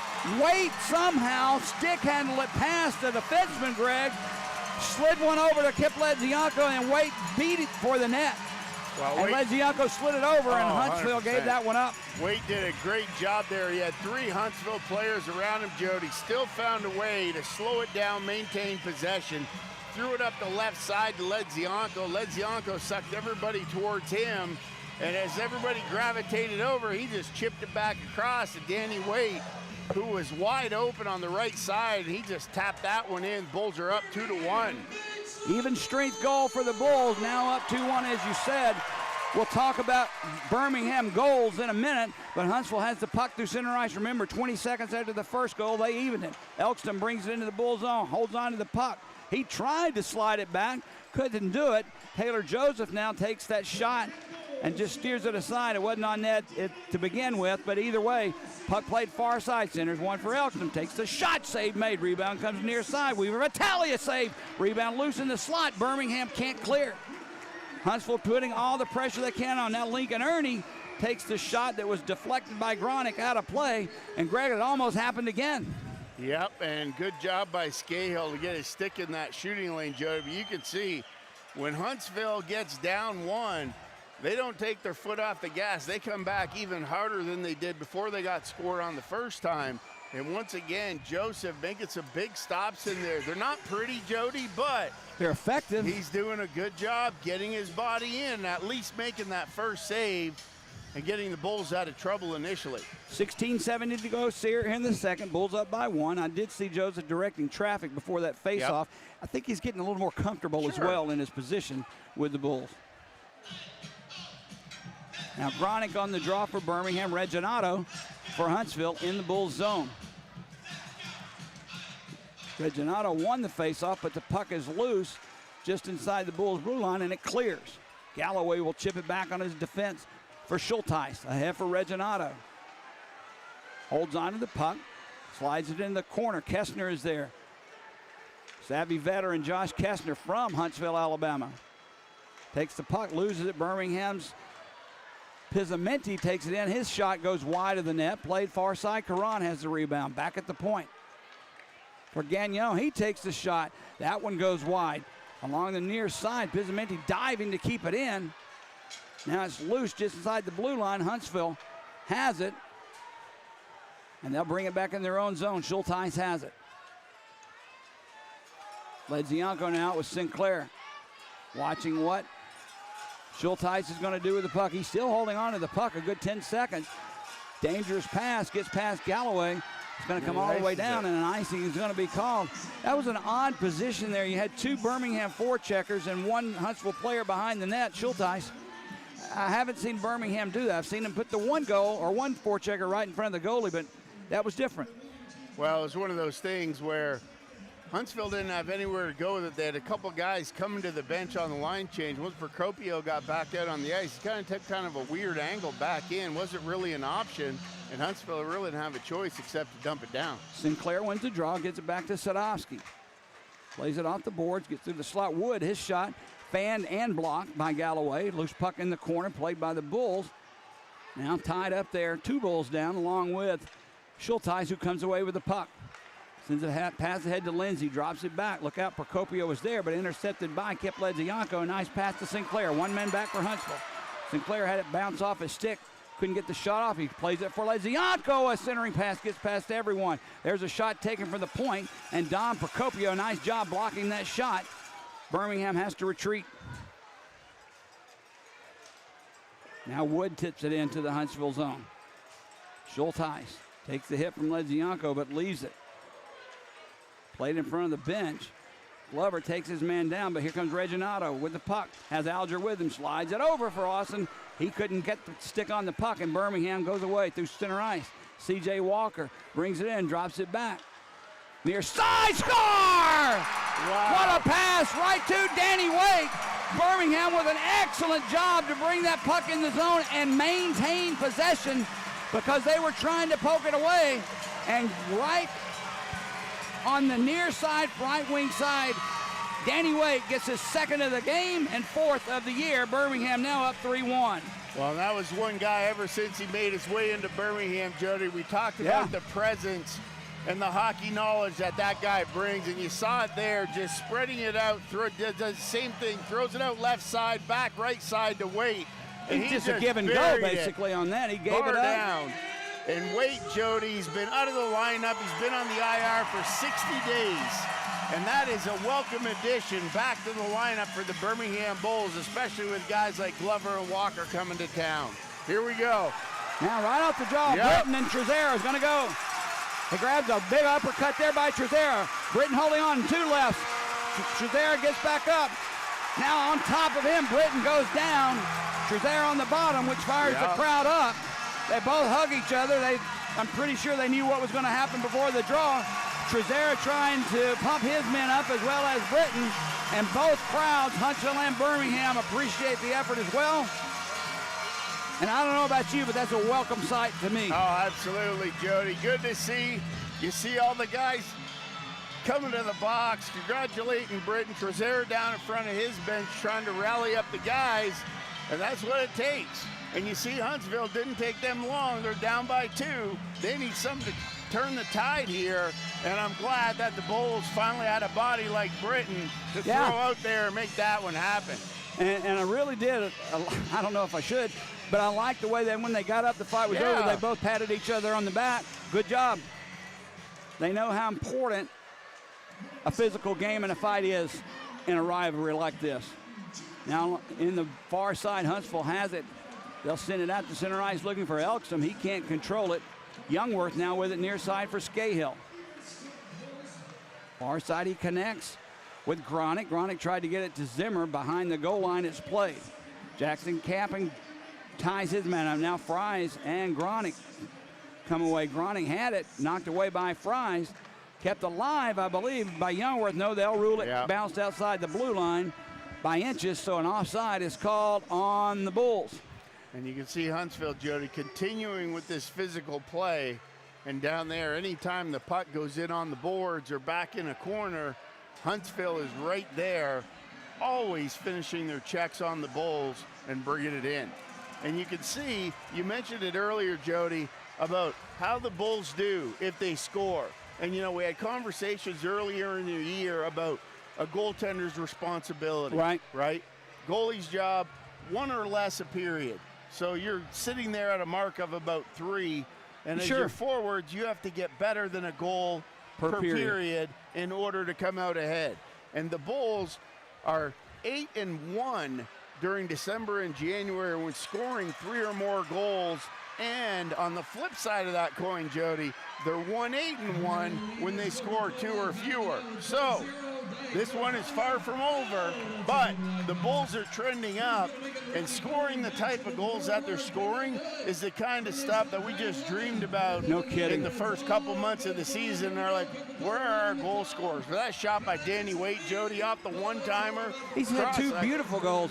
Unbelievable. But the thing about Danny Waite, Greg, is those goals aren't going to happen unless you know what you're supposed to be doing. He knew when he slid it over, the defense would draw to that puck, which left him wide open in an empty net. I mean, that's the kind of smart plays that we saw out of Josh Harris early on in his career. Danny Waite, of course, bringing he's been a hockey lifer his whole life. And that's just natural hockey IQ, Jody. With that's his hard dad to come by. Dougie Waite, you know what I mean? I mean, career NHLer. 19 years in the NHL his dad played, so he's been around some great hockey players in morning skates all around his life. He's picked up some knowledge. Off the draw, Huntsville puts it into the Bull zone, taken by Gagnon. Deflected by Sinclair in. He tries to keep it alive. He does. It comes around to the near side. Huntsville will pick it up. Weaver Vitale had it. Slides it back. Picked up by Ernie. Ernie will get it out. Gets past Gagnon. No icing, so Joseph will have to play it. Look out. He'll backhand it near side. Now through center ice. Birmingham with the hustle. 2-on-1. Wood has it. Top of the face-off circle. Save made by Wilson. Puck back at the blue line. Played by Gagnon. And fraud deflected. Save again by Wilson. There's another shot. This one just flung to the net. Saved by Wilson. But just like that, Birmingham 3 quick shots on goal, and I like that last one. Wilson made the save, but there was no hesitation. The shot came, I believe, from Matt Wood right against the boards. Wilson wasn't expecting it, but he was in position. Well, and Wood is one of those guys, Jody, where he comes in a little bit of small in stature and, weight and stuff like that. But I'm telling you, when that kid gets a hold of a shot, he's got a wrister, and it goes off his stick like a rocket. And that was a great save there by Wilson. Now Huntsville will play it off the draw. They'll skate away. Ethan Lindsay with the puck. Tries to set it up far side. It bounced over the stick of Alger, who had the defense beat. Puck sent around the near boards. Huntsville doing some forechecking there, throwing their weight around. Alger leaves it for Lindsay. Centers a pass, save made by Joseph. Walker tried to get it free, couldn't. Lindsay's shot never made it through, and the Bulls finally clear it into center ice. Schulteis with it. Ahead for Elkston. Connects with Alger, takes the shot, deflected by Tracy. Off the glass, played along the far boards. Glover just hammers it into center ice. 12:10 to go, second period. Birmingham up 3-1. Don Procopio slides one into the Bulls zone where Tracy will pick it up for the Bulls. Off the stick of, I believe that was, well, it was a Huntsville player nonetheless, so no icing is called. I believe that was Weaver Vitale that off his stick. Huntsville brings it right back in. There's a shot wide of the net. Kept alive by the Havoc. Plays one in between both Lindbergh and Camp and escapes the zone. Huntsville will retreat. Birmingham's first set tries to forecheck. Banks one off the glass for Huntsville. They'll still have it in their own zone. Through center ice. Lindbergh centers one, intercepted by the Bulls Zimmer, and he'll skate ahead and he'll just dump it in deep. Played off the boards. Pizzamenti was there, tried to center one out in front. Nobody was there. Huntsville has it, and they'll easy chip one off the glass, or off the boards, that is, back into the Bulls zone. Birmingham Sinclair gives it to Karan. He had it taken away from him, but Kip Ledzianko comes in to help out, and Birmingham sends it in. Weaver Vitale plays it behind his own net, far corner. Allen drops it back for Kessner. Nice pass for Weaver Vitale. Drops it for Reginato. Spins away from Wood, but it gets outside the zone. Birmingham 2-on-1 if we hurry. Wood, right wing side, comes in, takes the front. A pass for Ledzianko. Wood really would like to have that back on the shot. It goes wide. Now it's played by Huntsville out through center ice. A wasted opportunity there by the Bulls. Now Kessner brings it in the Bulls zone. Gagnon ties him up. Wood will play it, but he can't get it past Reginato. Loose puck picked up by the Bulls, and they'll skate ahead through center ice. Karan gets past Procopio. Up against the wall, though. He has nowhere to go, so he'll just dump it behind the net. Danny Waite goes in after it. Picked up, though, by Huntsville.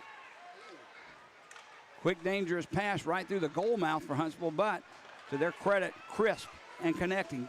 Gio Procopio sends one into the Bull zone. He goes in after it with Tony. Now Camp has it. He sends one, never made it through, knocked down in front. Puck played along the far board. Sadovsky knocked out the play by Gio Procopio. Now Waite goes down, loose puck. Slid over near side for Camp. Back skates into that near face-off circle, takes the shot, he scores. He drew it back from the forehand. Gonna just looked like he was going to skate around the net, but he saw an empty space there between the posts, and Josephson hammers it home, and Huntsville has cut the lead to 3-2. Well, and that was one, Jody, in that change of direction there by Camp. It was a nifty move, but Joseph was preparing to come out, cut down that angle. Then Camp changed direction, little toe drag a la Jamie Hicks there. Pulled it in behind the net, and Joseph just off that inside right post. And Camp made no mistake. And that puts the game back at Bulls down 1. Our Bulls up by 1, 3-2. All right, yeah. That was Camp's third goal of the year. 9:29 to go here in the second. That goal comes at 10:31 of the second. We'll get the assist in a moment. After two consecutive Danny Waite goals, Huntsville cuts the lead to 1. In their own zone, Lincoln Ernie had it. The puck flies up into the air. played by the Bulls. They'll try and keep it alive. Look out. Youngworth pokes it off along the far boards. Fries intercepts. Now Youngworth takes it away. Lincoln Ernie takes it away from him and sends it to center ice. Now Scahill couldn't get it in deep. Huntsville turns it quickly. That's Elkston with the puck. He gets past Pizzamenti, brings it in the Bull zone. 3 players deep for Birmingham.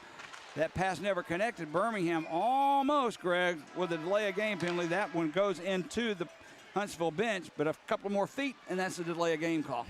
Wow, and that was one guy on the assist there, Jody.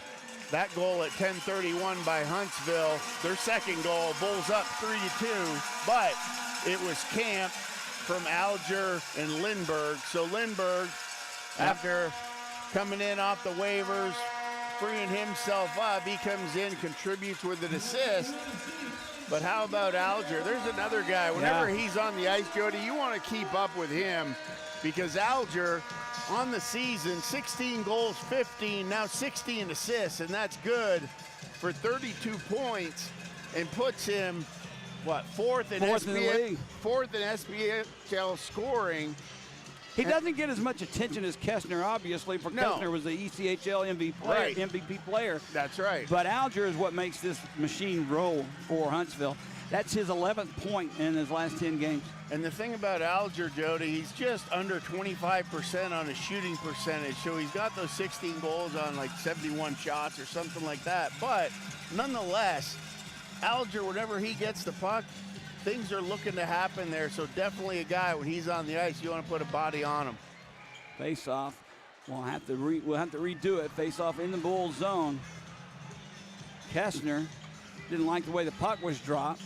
I'm not sure McGregor Sinclair either, or did either, so we'll do it again. Puck is dropped, bounces in the air. No one controls. Played, though, by Huntsville. Schulteis tries to cut in front. He does. Sticked aside by Taylor Joseph, and Birmingham clears it. Out of the reach of Sinclair. Schulteis will pick it up for the Havoc. Nice pass over near side for Procopio. For Galloway. Back into the Bull zone. Caron backhands one over for Gagnon. Gets past everyone. It goes in deep. No icing. Played by Galloway. And Huntsville will bring it back 2-on-3. Kessner, though, with it. So watch out. He's a magician with the puck. Yep. Slides it behind the net to Allen. Gets away from Gagnon. Nice play by Wood to poke it free, but Huntsville puts it right back in behind Joseph. Now Matt Wood gets away from one person, loses it for a moment. Now sets it up far side. Look out, wait. Going in after it, Wilson had to come out, or it was a breakaway. Now that quickly, Lindsey was almost gone as well. Puck played behind the Bulls net. Walker slides it over. Now through center ice, they tried to connect with Walker. Taken away from him. He takes it right back. Walker brings it in the Huntsville zone. There's a shot save made by Wilson. He had that post hug, nowhere to go. Now the puck is played by Huntsville's Lindsey. And back through center ice, Camp has it. Last goal scorer for Huntsville. Back off the boards into the Bull zone. Tracy with it. Gets it back into the Huntsville into the ice where Lincoln Ernie will back skate into behind his own net, and he'll bring it out himself. Ernie drops it far side. Played by Huntsville. There's Elkston in front. Tried to center it to him. He does. Save made. Rebound still loose in the crease. And taken away by Zimmer, who just popped one off the boards into center ice.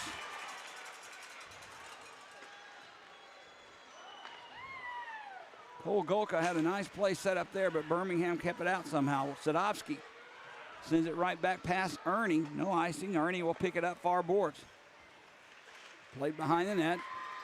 Zimmer comes out with a puck. Centers one for Britton. That one goes wide of that far post. Youngworth will keep it alive. Sinclair goes in after it, near corner. Dodges Fries. Spins away from Fries. Still holds on to the puck. Gives it to Scahill. Centers one. Save made off the blocker of Wilson. Birmingham has possession still. There's a shot taken far board. Save made. Rebound loose. Wood takes a hit from behind. Penalty coming up on Fries as Wilson makes the save. Now behind the net, Fries wants to take somebody to the penalty box with him, so he just squares up there. Tries to go in. I can't see who that is. The linesman's covering him up for Birmingham. I think it's either Ferrisef or Gronick. That's Gronick. But Fries will go to the penalty box. I don't know what he's arguing about. We saw that from here. I don't know if they're going to cross-checking or roughing, but that was a clear call that had to be made. But the thing about this, Greg, this is Birmingham's 4th power play of the day. Huntsville's only had 1. Birmingham better enjoy this power play is my point. Well, that's definitely the case, Jody, but you could see that the Havoc are the ones. They are a little bit more physical than the Bulls right now, but they're a lot less conservative with the stick work. And that's, a lot of stuff from behind and the back. And we've seen a couple of plays that could have been cross-checking easily. It's unnecessary, though. That's the thing. So what's the biggest thing that takes a good team down? It's bad penalties like that, especially in your defensive zone, that there was no need to do that. All right, this, as I said, 4th power play of the night, or the day for Birmingham. Huntsville has a shorthanded goal that really was given to them in this hockey game, but my point being, 6 shorthanded goals on the year for Huntsville. They are as dangerous 5-on-5 or shorthanded as they are 5-on-5. Oh, yeah. Oh, we already seen that once tonight with no doubt. Shorthanded goal. Reginato out with Don Procopio, Josh Kessner, Ben Schulteis. Birmingham counters with Ledzianko, Sinclair, Walker, Scahill,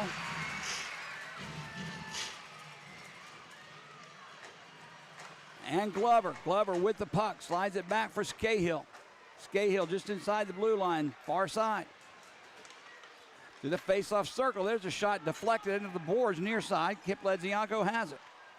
Plays it for Glover, back to Kip.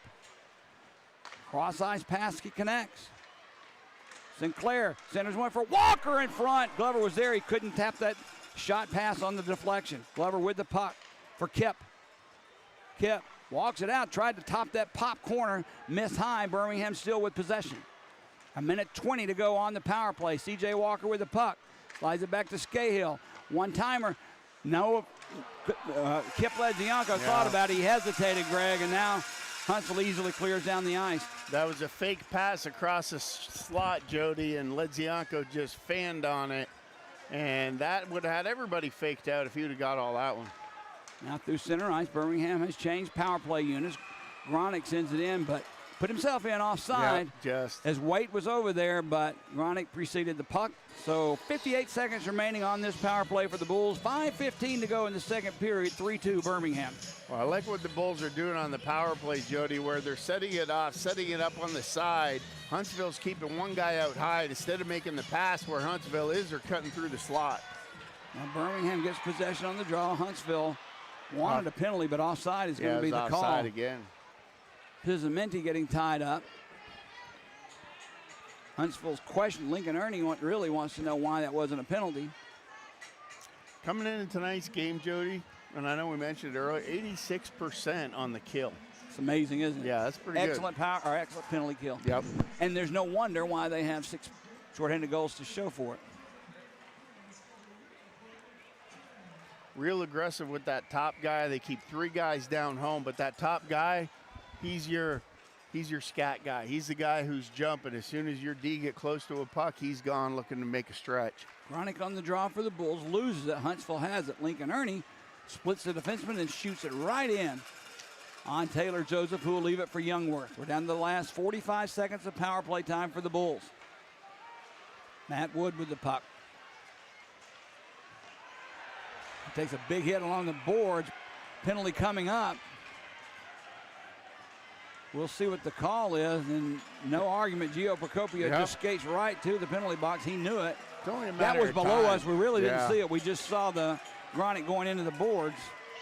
So a 5-on-3 power play for the Bulls for the next 35 seconds, and then provided nothing else is called, another 1:25 of power play time after that. Yeah. Wasn't a big hit there, Jody, but what he did was Procopio. Call it tripping. Well, yeah, it was a trip because Procopio came across like he was going to throw the hip check, right, as he was defending backwards, and then Wood coming down the ice, but instead of throwing his hip, he dropped his stick down, and Wood you just tripped mentioned over too his about stick coming down. The stick work getting in Huntsville in trouble. But yeah, he knew that. That's why he just went straight to the box because there was absolutely no question on Taylor that Joseph, look at him.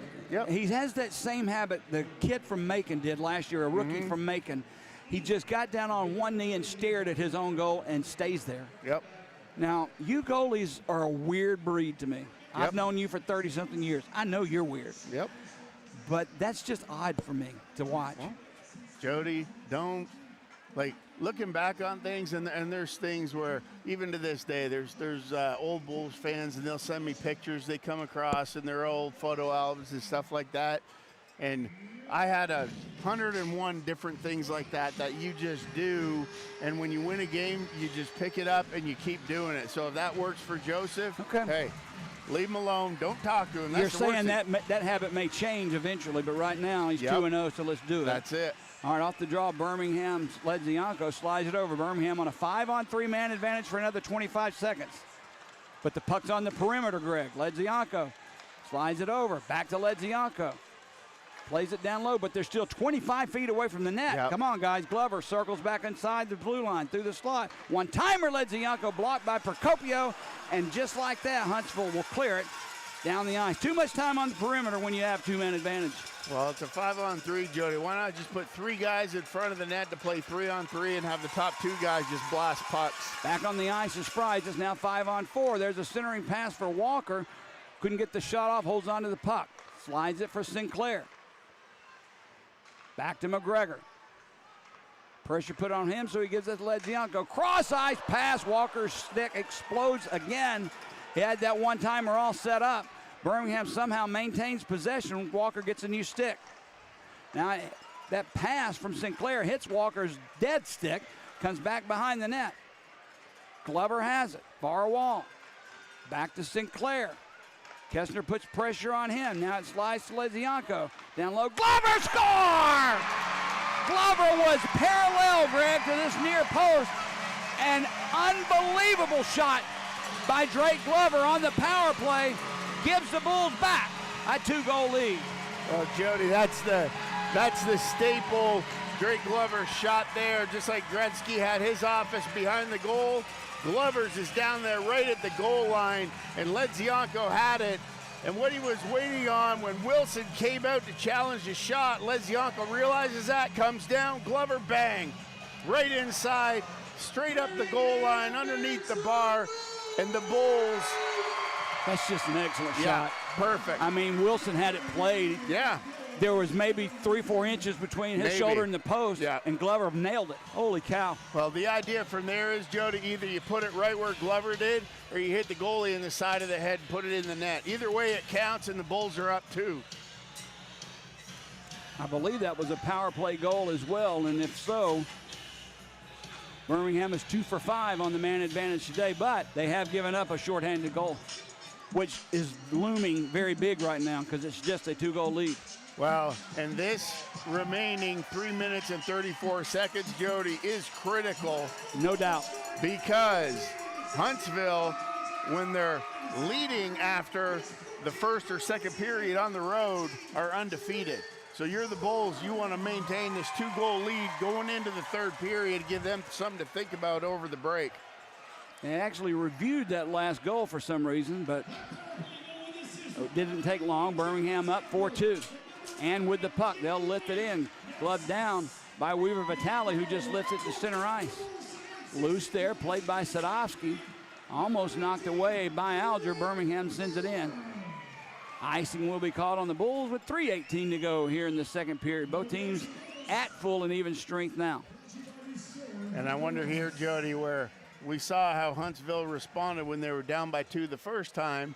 Do you think that Britain's going to get a little bit more action here for the Bulls? I think we're done. You think that's it? I think we're done. That last goal by Glover is 14th of the year on the power play. Leads the league in power play goals, Greg, and he hadn't been here half a year. Right. Ledzianko and Waite on the assist. Half a year, 2 months. Yeah, maybe not even 2 months. We'll check that and see, but he actually leads the league in power play goals after, I believe he came in December. Huntsville with the puck, possession of the puck. Weaver Vitale has it. Plays behind the net, gets past Joseph. Look out, far wall, puck is loose. Bounces back in where Sadovsky will play it on the perimeter, and Birmingham skates away. Now, Tracy was taken down on the play. Gronick has the puck. He takes the shot. Wilson wasn't sure where it was. I think it actually hit him on the glove and bounced away. Loose puck along the far boards. Gio Procopio has it taken away from him. Now it's loose. Look out. Gagnon with a nice play, prone to poke it away from what would have been a 2-on-1. Lincoln Ernie plays it near side. Weaver Vitale tries to set it up for Fries. It bounces off his stick. Sinclair, a nice nifty pass. There's Wood in the slot. Sinclair was there, but it floated over his stick. There's a shot taken by Gagnon. Goes well wide of the net. Birmingham keeping the pressure on. Karan takes a hit, or wait, that is, from Fries. Gets it in deep. Played far side by Golka. Golka goes down, but gets it to Elkston. Nice play by Gagnon, tying up Elkston and letting the puck slide away, and took his man. I'd love to see more of that. Fries with the puck. Just backhands one in, and he'll come off the ice. Now 2 goes down. That's Elkston. Gives a slash there to Walker. He didn't like it. Walker with the puck. Brings it in the Huntsville zone. Elkston on him. He'll ride him into the boards. Now Waite takes a high stick in front of the referee, watching it, and no call. Camp brings it back in the Bull zone. Save made. Rebound loose. Covered up. Here we go. They didn't like what happened to Waite, and I don't blame them. We'll see a replay on it, I'm sure, but Waite took a stick behind Brian Wilson. Knocked his helmet off. I don't know how bad it is or what, but the referee was standing right there. Maybe we'll see what happens right here. The stick gets up on Walker right there. Yeah, Waite, that is. Yep. Clipped him in the back. Now pushing and shoving Reginato, giving a shove to Scahill. Scahill will dance with you. I think Reginato's looking for a dance partner to try and motivate somebody on his own team. He's laughing at somebody, barking them out. Either way, 1:16 to go. Look at him. He's calling for him. Kestner on the draw for Huntsville. This is going to be a very, very, very fun third period coming up. Definitely. Bulls control the draw, get it to center ice. Played by the Havoc. Reginato tips it in deep. Scahill with the puck now for Birmingham. Procopio takes out Zimmer. Puck past both of them down the ice. Played by Schulteis around the far boards for Kestner. Off his skate, taken away by the Bulls. Loose puck through the slot. Kip Ledzianko couldn't get the shot off, and 3 men go down in his wake. Huntsville's Kestner brings the puck in. Slides it over. Schulteis couldn't handle it. Tried to get it to Reginato. Puck comes around near boards. Birmingham just smartly, that's Sinclair, just banks it out of harm's way. 30 seconds to go. Second period. Bulls up by 2. No icing as it was tipped in by Procopio. Youngworth avoids the hit. Couldn't get the puck out. Reginato centers a pass. Gets past everyone right into Wood, who takes the hit from Gio Procopio and gets it out. Look out. Reginato and Scahill. Reginato and Scahill. Reginato's laughing at him. Now here comes Scahill. Yeah. He's going to hammer him 1 right, 2 right. Now Reginato right on top of him. I believe Scahill's going to get the instigator here, though, Greg. That's okay. Because Reginato skated away laughing. Yeah. Now Reginato and Scahill still at it, grabbing a hold of each other. Uppercut by Scahill. Now right by Reginato. Didn't connect. Did get the side of the helmet. Now another uppercut by Scahill. That one did connect. Still holding on. Scahill, another uppercut. Yep. Another one. He's throwing that right. Yeah. And that's it. Reginato wants to know what's going on. Is he claiming his hair was being pulled? Now Scahill, much to the delight of the fans, with only 6 seconds to go, he needs to go to the locker room. Both of them do. Here in the second period. But Greg, that's what I've been wanting to see for 3 years. Well, Scahill's been a guy quietly making a name for himself, Jody, this year, where he's answered the bell a couple times. And before that face-off, I told you Reginato was barking at him, trying to goad him in, laughing at him, telling him to come on. He was motioning him over. But then when Scahill went at him, Reginato skated away laughing. That's a veteran play, though. It is a veteran play, but you know what? I'm glad that Scahill answered that call, even if we did get the additional 2. But you could definitely tell Reginato was not ready for that. And we'll see how it plays fighting out penalties. Here. Number 78, Huntsville, Cole Reginato. And number 28, Connor Scahill. 5 minutes for fighting, both teams at even strength. Okay, so no one gets the extra minor. I kind of thought Scahill would. But nonetheless, coincidental fighting majors, 6 seconds to go here in this period. Why didn't they take both players and send them to the locker room? Now they got to cross pass with each other out of the penalty box. As soon as this period's over with, Reginato is giving Scahill what it's worth, standing up in the penalty box. If they come back, Jody, you're going to see a different Reginato throw the gloves if they go round 2. Now off the draw, comes right in on Joseph, slides it for his defense, and that'll do it for the second period. Now let's keep an eye on those two players. Down here, look out. In the corner, here we go. It's the Zamboni entrance. Everybody getting involved with it. Punches being thrown. It's hard for us to see who's involved. Both players still being held in the penalty box. You keep an eye on those guys to see what happens. Now they're trying to take Glover out. That was Lincoln Ernie. Glover's having no part of it, thankfully. They'll get in between everyone now. Yeah, Cole Golka. Now Ethan Lindsay comes off the ice. Oh, now Reginato's waiting for Scahill at the penalty box. Look at this. I don't know if the referees see this or not. Send him out. Still a scuffle here in the near corner at the Zamboni entrance. Reginato is not going to move until Scahill comes out of that penalty box. Well, I'd send Britton right up. Now Gio Procopio gives a whack. And here we go.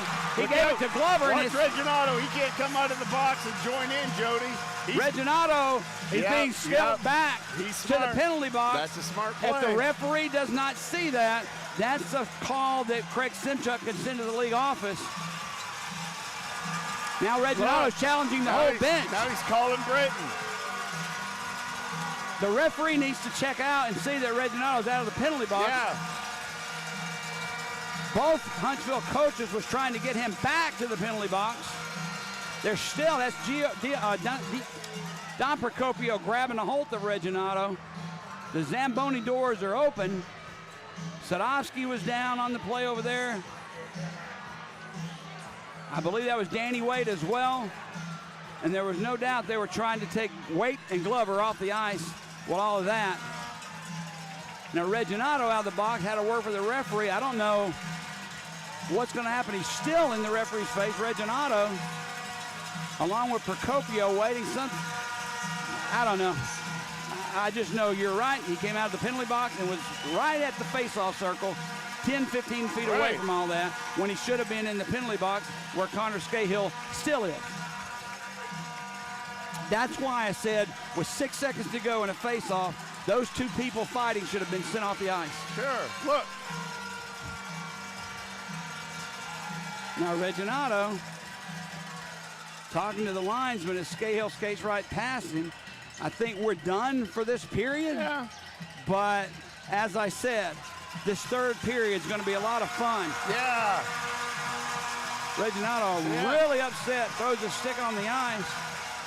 Storms off the ice. I'm surprised about that a little bit, Jody. I thought Reginato kind of had it in control this year. You know what I mean? That's the first time I've seen him become unhinged. Well, he has been had 2 game misconducts this year. Actually 3, but 1 was rescinded. That may be his 3rd game misconduct, and if so, it's an automatic suspension. Wow.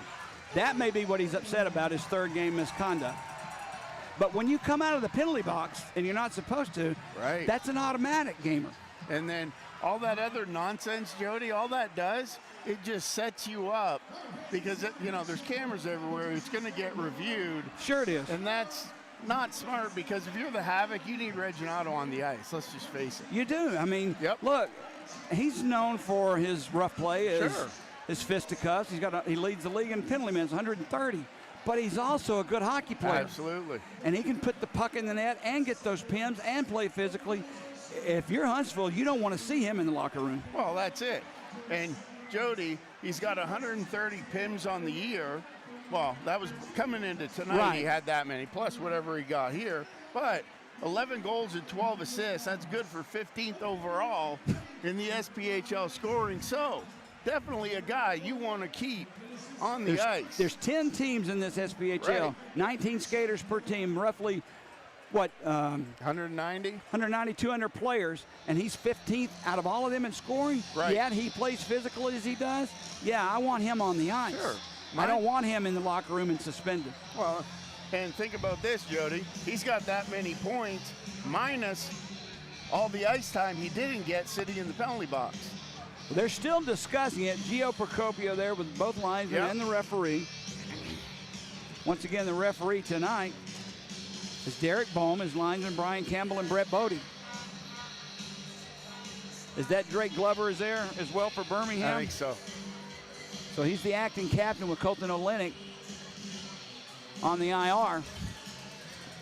Procopio and Glover discussing what they think happened. There's nothing major coming up. These two captains they know each other from way back.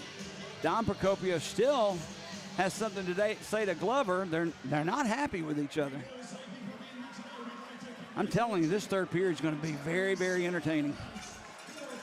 If you don't have hockey TV, you're going to miss out something. Yep. You've already missed out on some really fun play from both teams, and now the physicality's picked up as well as the pugilistic ability or play of this as well, and it's going to get this that much worse in the third, unless Scahill, Reginato are out of the game. Then it may lighten up a little bit. Right. But remember, Kenny Britton's still on the bench for the Bulls. He watched all of that. If Reginato gets back on the ice, you better watch out. Well, you know what? I like Britton. Well, you can save Britton for somebody else, Jody, because I think Scahill caught Reginato off guard. I'll say that. You know what I mean? I don't think Reginato initially wanted to go, but you know what? He was trying to get Birmingham into a penalty situation. Sure he didn't want to fight then. But I think he was surprised nonetheless that Scahill still brought it because Scahill caught him with a couple lefts. You know what I mean? He got that uppercut right in 3 or 4 times. Now, in a normal situation, if those two square off and they go at it like Britton did earlier for Birmingham, I don't know who wins that. Reginato can throw him. He can really punch. But on that case, Scahill took it to him. Now, referees coming off the ice, they'll gather up there at the Bulls bench. I can't wait to see what was called at the 20-minute mark of this period, Greg. Right. That's the type of situation, Jody, where you see it a lot, especially in the NHL, where the referee just pulls a little notepad out of his back pocket and just skates around and just starts writing down all this stuff. So, I'm afraid, though, they didn't catch Reginato coming out of that penalty box. Well, if not, then that'll be something that will be reviewed, if not in between periods, but definitely after the game. And like I said, that is something that, I was a little surprised because that's just kind of blatant. You're putting yourself above the team at that point. And I thought Reginato was beyond that because that's Reginato of old days. When the first part he skated out of the penalty box, he was in the referee's semicircle, put his gloves and stick down, was waiting on Scahill to come out of his penalty box, which smartly he didn't. So he's in there to begin with for fighting, and he did nothing else but fight, and he was already serving that penalty. Reginato had a little bit more to do and say. So I don't think anybody's going to get a power play out of this. I just think you're going to see a lot of majors and maybe some gamers or 10-minute misconduct as well. Right.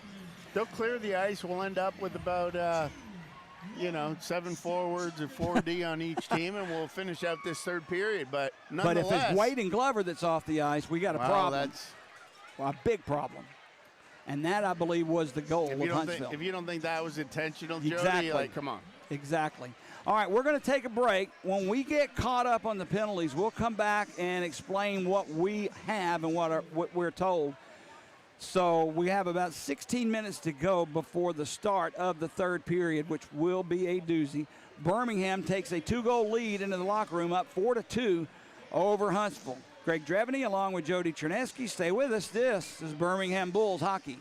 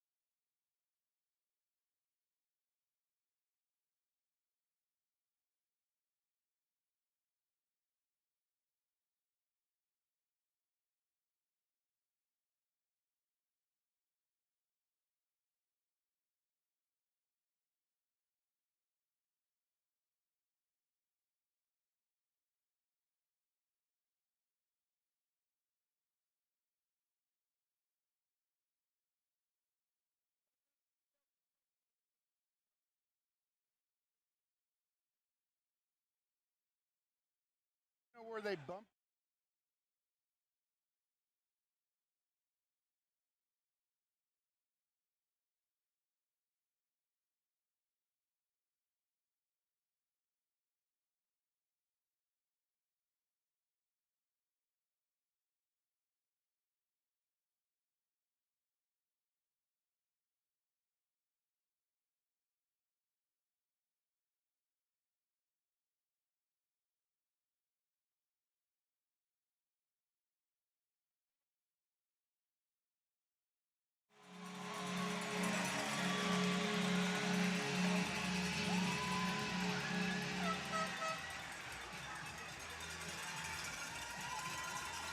All right, back to the Pelham Civic Complex. Jody Chernesky here along with Greg Drevity, and believe it or not, we still don't have word of the penalties that happened at the 20-minute mark of the period, and here's what concerns me, Greg. We know there should be some game misconduct out of this. I've been told the referees are going to discuss it after the game of something that happened after 40 minutes. That means that they'll typically will go back in and reassess and give game misconducts after the fact. So there will be players on the ice for both teams that should not be out on the ice here in the third. One of those players, I'm told, is called Reginato. Well, the guy who left the penalty box. I was told that Danny Waite and Gio Procopio have been assessed game misconduct. I don't know that to be true. I just know that to be far off the mark of what it should be in this situation. Well, that's one of those things, Jody, even waiting until after the game, you're still assuming and relying on what the camera saw, not what you saw live. So, well, I've never heard of that. Anyways, nonetheless, you're sitting here in front of a sold-out 4,177 tonight's attendance. And I don't know if any of them will pick up on it, Jody, but there will definitely be some unhappy people here in the building. Well, the problem is, okay, the referees didn't call the game misconduct or 10-minute misconduct or majors that they could have called at the 40-minute mark. Now you're going to have players taking control. Since the referee didn't kick out who he should have or give misconduct to who he should have or penalize these players, you're going to have players on both teams say, okay, if you're not going to do it, we are. And you're going to have problems here in the third because of it.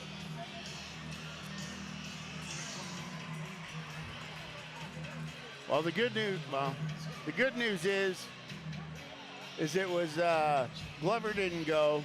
Waite went. I don't like to see that, but he did take Procopio, so at least it's a top-line guy for a top-line guy. Yeah, but Waite had a pair of goals today, Greg. Yeah, and I don't know if Danny... Procopio's got 18 points on the year, only 5 goals. Look, whatever they did, they did. You want to kick them out of the game, kick them out of the game. But those are not the only 2 players that should be in the locker room taking showers right now. Absolutely not. And Reginato should be one of them. When you skate out of that penalty box, when you're not supposed to, right? Well, that's going to be an easy one for the league to review. Because if you see him on the ice, boom, there's a problem. They're still discussing it at the scores table. I don't know what they're going to announce. I am sorry to say, we really don't. The last word I was told was the referee and linesman will get together after the game and sort this out. That only thus far 2 game misconducts had been called out of all that. Danny Waite and Gio Procopio. Now, that may have been erroneous information. I don't know. Well, so just to have it documented what we saw, Jody, because Reginato coming on the ice, number one, you're not supposed to do that. He did that. So that's number 1 strike. Number 2 strike is trying to pull Scahill out of the box and, making the hand gesture saying, come on, let's finish this now. I'll go back to what I said earlier. With 6 seconds to go, you send both of those players to the locker room, and none of this happens at the penalty box. You're right. But easy to call from up here and after the fact. But strike 2 is the gesturing to the box. And to me, number 3 coming across, entering the zone when the scrum was going on in the corner is 3, and 4 is going to center ice and challenging the bench. And I don't know. Now, Craig Simchuk not happy about something. Drake Glover came over and informed me something. He's asking for the referee to come to see him at the bench. Don Procopio is still discussing it. I don't know. I mean, this is how games get out of control, though, in my point. Derek Bohm, not sure he's going to come over to talk to Simchuk. He sees him. Yeah. Now, the linesmen look like they're going to come over in his place to talk to Simchuk. Both of them. The off-ice official is actually on the ice. Now he'll go back in the box. Tracy goes into the penalty box for Birmingham. Looks like C.J. Walker. There's 2 Huntsville players in the box. 1, 2, 3 for Birmingham, which tells me that Huntsville's going to get a power play out of this somehow. 2 minors are listed on the board for Birmingham, 1 on Sadowski and 1 on Tracy. Now Walker goes into the penalty box now. I don't know.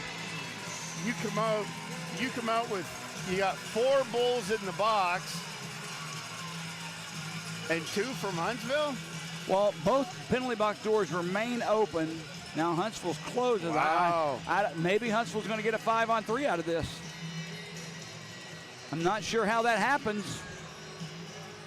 Again, this was in the corner. We didn't see everything, okay?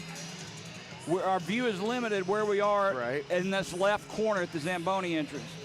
So anything could have happened down there, but right now there's 5 Huntsville skaters on the ice to 3 for Birmingham. 2 minutes each for Sadowski as well as Tracy. I do not see Wade or Procopio on the bench, so that tells me that maybe those game misconducts happen, and those 2 players are out of the game. The referee Derek Bohm and Craig Simchuk having a discussion at the very end of the Birmingham bench. Nothing really animated at this point, but Simchuk is very close to the face of Derek Bohm. Well, probably can't hear with the noise. Well, but you have to get close to be able to hear it. You know, you got the noise meter kicking. You got all this stuff going on. It's so crowded in the Bulls penalty box. Players are standing up. Now one's coming out. It looks like C.J. Walker. I don't know, Greg. This is getting wild. Very, very wild. Now Derek Bohm will come over to the Huntsville bench and give the same explanation he just gave to Craig Simchuk. I think C.J. Walker's just saying, hey, if I got to serve a penalty, just let me go serve it over there, and I'll just go stand in the alleyway behind the Bulls bench where I got some room to at least move. Derek Bohm giving the instructions, or at least his assessment, reasoning, what have you, with Stuart Steffen of Huntsville.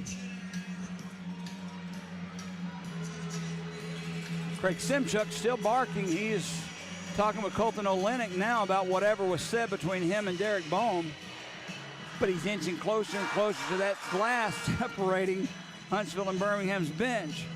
Now, we all know the type of player Craig Simchuk was when he played, and I promise you, knowing him for 4 years like I have, that fire may not be burning as hot as it used to, but it's still burning. Oh, yeah.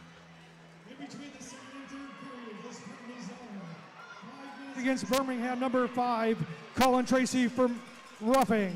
Number 74, Kevin Sadowski, 2 minutes for roughing. Number 12, C.J. Walker, 2 minutes for roughing. Number 9, Danny Waite, ejected for game misconduct. Here we are, Birmingham. Here's the result of the Huntsville tally. It previously in the box for fighting, number 78 off of this last endeavor. Number 28 from the Huntsville team, 4 minutes for roughing. That's right, number 28, Ethan Lindsay, 4 minutes for roughing. And number 12, Giovanni Procopio, ejected for game misconduct. Well, so they all got thrown out. He said 78. Is it 78 Reginato? He The said, third period today brought to you by... he said 28. Ethan Lindsay got a minor. Is Reginato still in the box? Oh, boy. Or did he leave? It sounds There's like 2 Huntsville players in the box. I don't know a bunch in the if dressing one's room. Reginato. It sounds, Sadovsky's coming to the bench, and he had a minor on the board. I honestly believe they've sent him to the bench because there's just no room. What else could there be? His penalty's still listed. This is getting to be, oh boy, even the players that are on the ice are getting a little perturbed, may I say. so it sounds like the Bulls got a bunch of players who got 2-minute penalties, And Huntsville and did it. Huntsville got a bunch of players thrown out of the game. Yeah, that's what it's now. That's what it they've sounds taken like. Sadovsky's penalty off the board, which may be why he went to the Bulls bench. Now the referee Derek Bohm's calling for some more help as he's still trying to sort things out at the scorer's table. He tells his linesman to go tell Birmingham something. I don't know what. Maybe can we please play this game and just get it over with? Who knows? No, they're telling Sadowski he's got to come back over and serve his penalty in the box.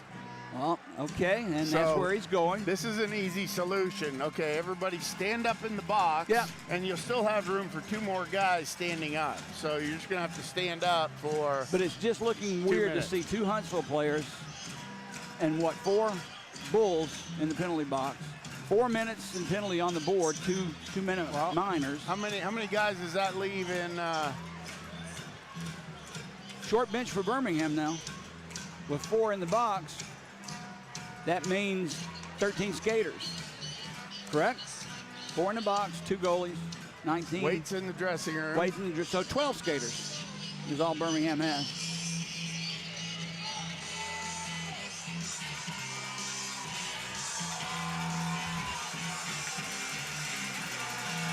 I'd like to see what they just replayed. Shoving somebody down on the ice. Yeah. Birmingham down 2 men. Huntsville with a 2-man advantage to start the 3rd period of play. They are 0 for 1 on their power plays tonight. This will be their 2nd and 3rd attempt. They'll bring the puck in the Bull zone. Alger sends it across ice. That shot goes wide. I wonder what this does to the goaltenders being still for so long, so to speak. Kessner sets it up far side. Now down low, played for Fries. Backhands the pass over. Kessner misses that centering pass, and it gets all the way down the ice. Wilson out of his net. He'll play it for Fries. 1:20 to go on the penalties to the Birmingham Bulls. Galloway will bring the puck in the Huntsville zone. Slides it for Alger. Near face-off circle. Back to Kessner. Kessner cross ice for Galloway. Crosses pass with Alger. Galloway scores. In front, I believe. Yeah, it hit. It hit someone in front, Yeah. a Huntsville player, and I believe that is Elkston. We'll see it, but it deflected in. Yeah. So one of those penalties come off the board. Huntsville is now 1 for 2 on the power play and has cut the lead to 3-2. I think Elkston was just using his stick to protect his face as that was a high riser, Jody. And it's almost like he used it as a baton and just directed that puck into the net. So pretty unfortunate bounce there for the Bulls, but nonetheless, when it's a 5-on-3 against Huntsville, the puck's going to end up in your net eventually. All right, now we're at 5-on-4. Will Huntsville be able to even things up, or will Birmingham still be able to protect that lead? Huntsville in their own zone will bring it up through center ice. We're down to 50 seconds of power play time remaining for the Havoc. Golka. Checked there by Gagnon. Puck loose along the far boards. Birmingham can't get it out. Alger with the puck. Slides it back for Weaver Vitale. Alger with it again. Plays down low for Elkston. Back to Weaver Vitale. One-timer. Kessner off the side of the net. Puck played on the far wall. Kessner with it. Tries to get away from the Bulls. Still holds on the puck. Down on his knees still has the puck. Kessner with it. Just in underneath that Bulls goal line, near side. Kessner. 15 seconds of power play time remaining. Weaver Vitale gives it to Kessner. Kessner through the slot. Shot is blocked by Gagnon. Rebound picked up by Huntsville. We're down to 5 seconds of power play time remaining. Elkston gets it back to Weaver Vitale. To Kessner, down low to Elkston. Looks for a place to go. Kessner with a shot. That one whistles high. Birmingham has killed the penalty and finally back at full and even strength. Tracy chips it to center ice and Zimmer back to the Huntsville blue line. Okay, We'll take a deep breath. Huntsville with the puck. 17:45 to go, third period. Bulls up by 1. Puck goes into the Bull zone. Matt Allen and Youngworth going in after it. It'll slide along the boards near side. Possession being fought for there. The puck squirts free. Schulte sent it over far side for Procopio. Procopio keeps it in. His shot deflected high and wide. Matt Allen with the puck, slides it behind this for Galloway. Trezera is there as well. Huntsville still with the puck. Nice feed. Back to Schulteis. Schulteis shot blocked. Puck flies in the air. Huntsville just outside the Bulls blue line has it. Galloway. He lost it, gets past Allen, and Drake Glover picks it up for Birmingham. Now, Ledzianko, cross-ice pass connecting. Furises sends it in, gloved by Wilson. He'll drop it for Don Procopio for Schulteis. Puck goes through center ice. Golka lost it, but it comes right to Connor Fries. Look out, Fries with a shot save made by Joseph, and he'll hold on. A quick wrister there by Fries. Joseph holds it in. 16:40 to go, third period. So, Jody, here's what they have listed. Give us Huntsville's first. Well, Ethan Lindsay, 2 minutes for roughing. Lindsay, 2 minutes for roughing. Double minor. Yep. Procopio got 5 minutes for fighting, and all right, we'll catch that up in a minute. Back to action here. Bulls with possession of the puck. Pizzaminti with it through center ice. He'll slide it off the face of Kip Ledzianko. My God, what else can happen? Now, hand pass back by Lincoln Ernie. No whistle. Birmingham has it, though. There's a shot deflected. Just trickles through that blue paint in the crease.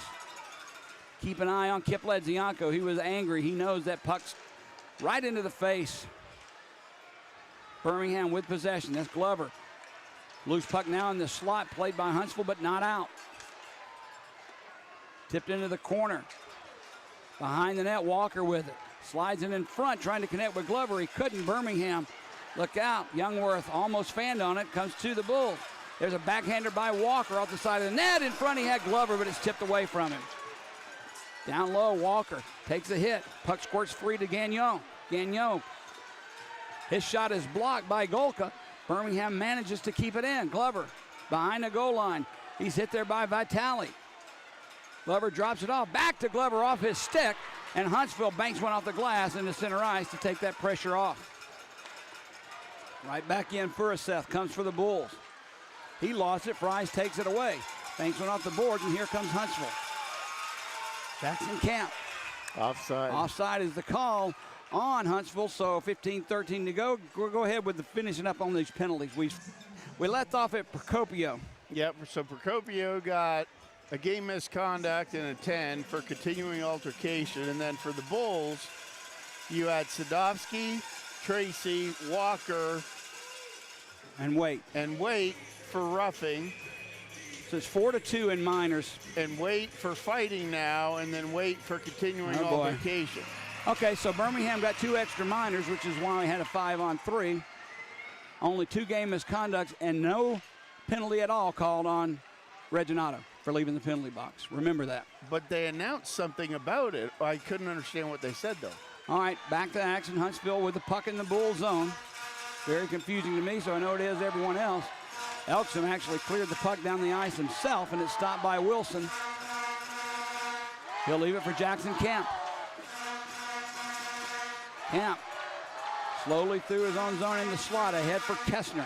He'll bring it into the Bull zone, drops it far side. There's a shot save made by Stewart into the corner, off the stick of Lindbergh. Puck loose along the near side, picked up by Birmingham, and they'll send it to center ice where Lindbergh has it.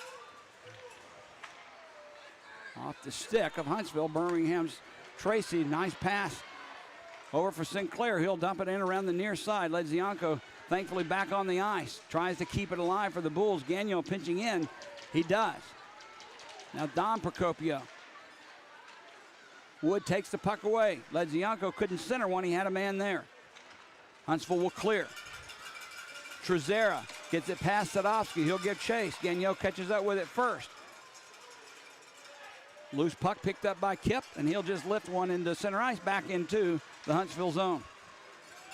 Played by Lindsay. Ethan Lindsay pressured, and a little interference ran there by Weaver Vitale on Glover. Huntsville will clear. All the way down the ice. It stopped. Look out by Taylor Joseph. He didn't really intend to. He wanted an icing call, but the puck bounced right onto his stick. So with 13:30 to go here in the third, first media timeout of the period, Birmingham clinging to a 4-3 lead in what's turned into be a really exciting, strange, physical hockey game. And you see Reginato down there talking to the ref right out of the box, Jody. Like, I don't know. I know what happened, and you do too. But we'll stop there, okay? Absolutely. So, nonetheless, if at the end, so Lindsay got 2 and 2. 1, 2, 3, 4. Yeah, Birmingham got 2 extra minors out of that. And the entire 10, it was a line, it wasn't a line brawl, but it was a line melee. All 10 players on the ice were at it over there. Right, but yeah, so how do you pick out 4 that gets minors and the others? I don't know. They're seeing it, we're not. I'll give them that. That's my question, where to me it was just a good old-fashioned Donnybrook. So you go 5-on-5, it's either everybody or nobody. This is a very long media timeout, by the way, precipitated by Cole Reginato's conversation at center ice there with the officials. We should be back to action right now, and Reginato should be there waiting for a face-off or on the bench. Let's go. Is this a timeout? It's a media timeout. And they've got 5 guys on the ice, so Reginato's not even supposed to be in this conversation. This is brought to you by Bitterroom. Come on, Birmingham, make some noise! Now Reginato's barking at the Bulls bench. Oh, look at that, he gave the stick. See the spear? Yeah. Didn't Britton get tossed for that? He faked it, but he waited until the officials had turned their backs to do it. Right, but Britton did the same thing, Jody, and got tossed. That was another game I know. against Peoria, but you're right. You're right. Reginato and Britton. Now, Derek Baum is having a conversation with Craig Simchuk about what you and I just witnessed. Sure. Just let Britton get right over there by the glass, and as soon as Reginato steps on the ice, then Britton knows to go. I believe that's what's about to happen, Greg. Yep. Straight up. Like I said, there's a word that I like to use with the referees called control. Once you lose it, you can't get it back. Puck is dropped in the Bull zone, played by Birmingham. It gets past Weaver Vitale back into the Huntsville zone. And as Lincoln Ernie goes back, icing is called on the Bulls. We'll see if there's a line change here. And remember, if Reginato is tossed at the end of that second period for leaving the penalty box, we don't have a problem with Reginato right now. Right. Now, Britton, he may cause problems for himself as well. I don't know. But this game is anticipation, a very close Jody. hockey game, and I really don't want to see it decided by stupidity. Not on the referee's part, but on the players trying to do something that's offside. Zimmer will take the puck behind his own net, and he'll drop it. Bulls will start the play. Hits it ahead for Seth. Sends one again, flying into the far corner. That's this kind of play, and same one that hurt Kip Ledzianko. Huntsville will bring it right back. Elkston sends it behind the net, stopped by Joseph. Played off the boards by the Bulls. Out of the reach of Kip Ledzianko. Don Procopio coming in as well. Ledzianko centers it for one. Score! Oh! Kip Ledzianko. What a play by Ledzianko, Jody. He came down there, made it like he was going to go in first. Pulled up, pulled back, magically pulled the puck out, And what a pass to Wood. Wood was left all alone, but Ledzianko, he just fooled everybody back there defensively for the Havoc with a little bit of tomfoolery, to say the least. But what a job of forechecking. Unbelievable. And he knew exactly where his man would be.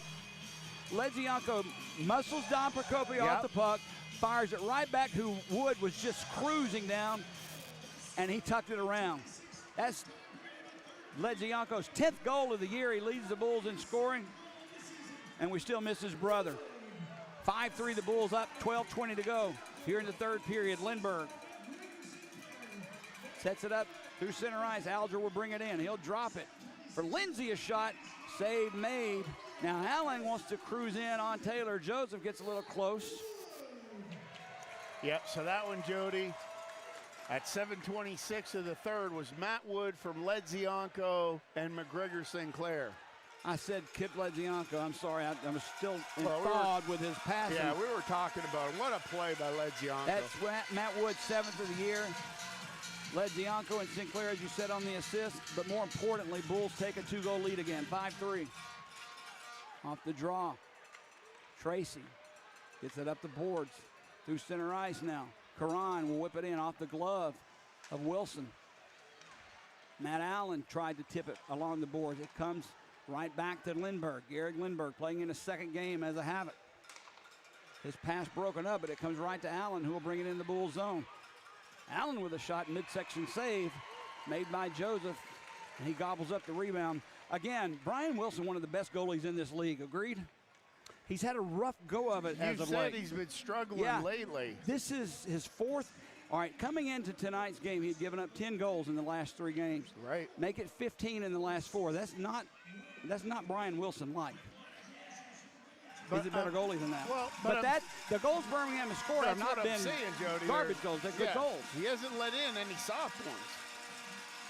Face off in the Bull zone. Kessner fighting for it. Bulls find the loose puck. Bank one off the glass. This is going to be icing again, and we'll come right back down. 11:42 to go here in the third. Bulls 5, Huntsville 3 out, shooting Huntsville 32-28.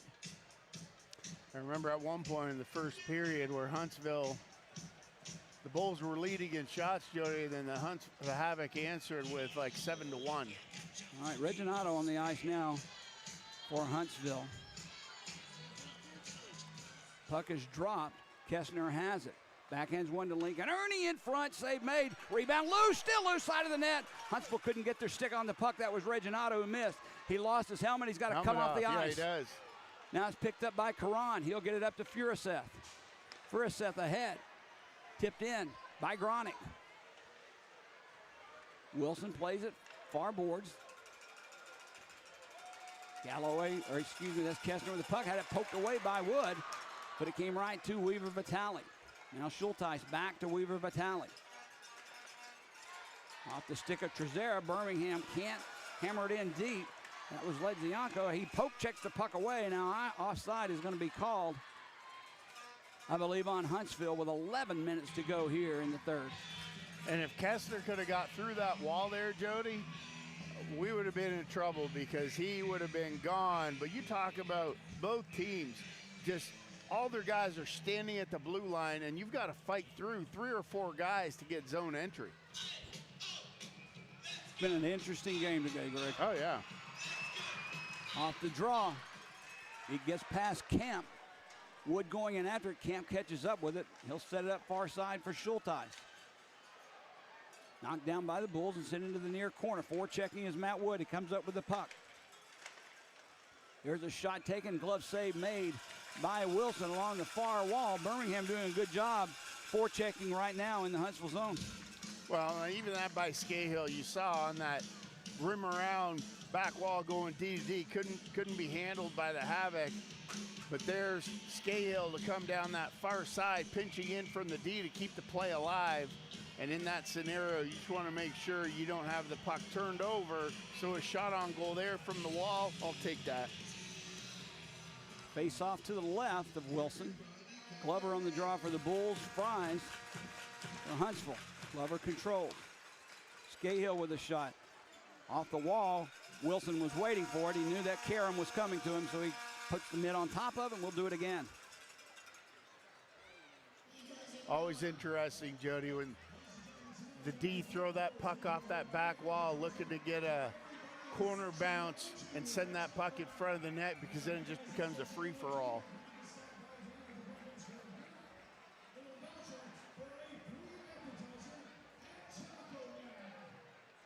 Now Allen on the draw for Huntsville controls. They smack one off the near boards into center ice. Birmingham puts it right back in now.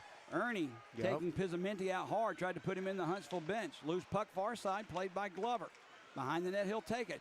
Out in front, couldn't get the shot off. There's a shot, slap shot that is, in close, well wide of the net by Tracy. Now behind the net. Through the crease, the puck is sent. Tracy, nobody back at the blue line here, guys, as that's where the puck goes. Pizzamenti will have to hurry. Tracy was pinched in up front and left only one defenseman back. Luckily for Birmingham, we get possession of the puck. Ahead through center ice. Hit from behind there by guess who? Reginato on Zimmer. I'm telling you it's going to happen. Britton now on the ice. It may happen right now. Kessner with the puck through center ice. Slides it over. There's a shot, centering pass for Procopio. Just gets past him. He was there too. Kessner slides it for Kemp. In front, deflected by Galloway.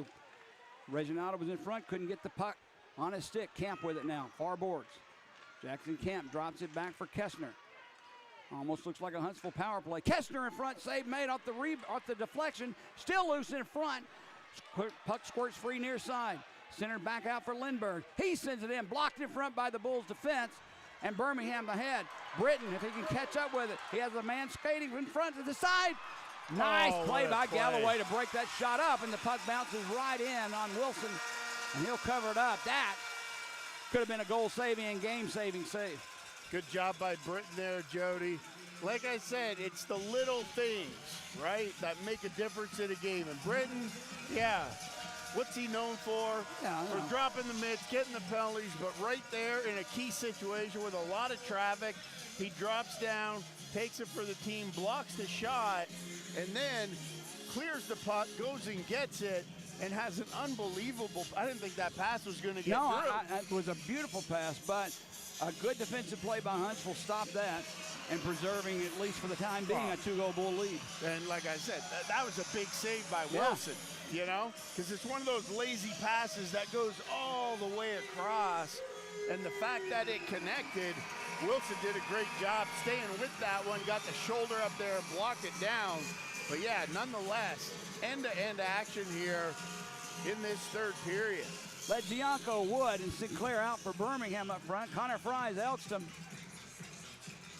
And I believe that's Cole Golka. Yes, it is. For Huntsville defensively, Birmingham, Scahill, and Youngworth. Schulteis for Huntsville. With the face-off to the left of Brian Wilson. 8:57 to go, third period. Bulls up by 2.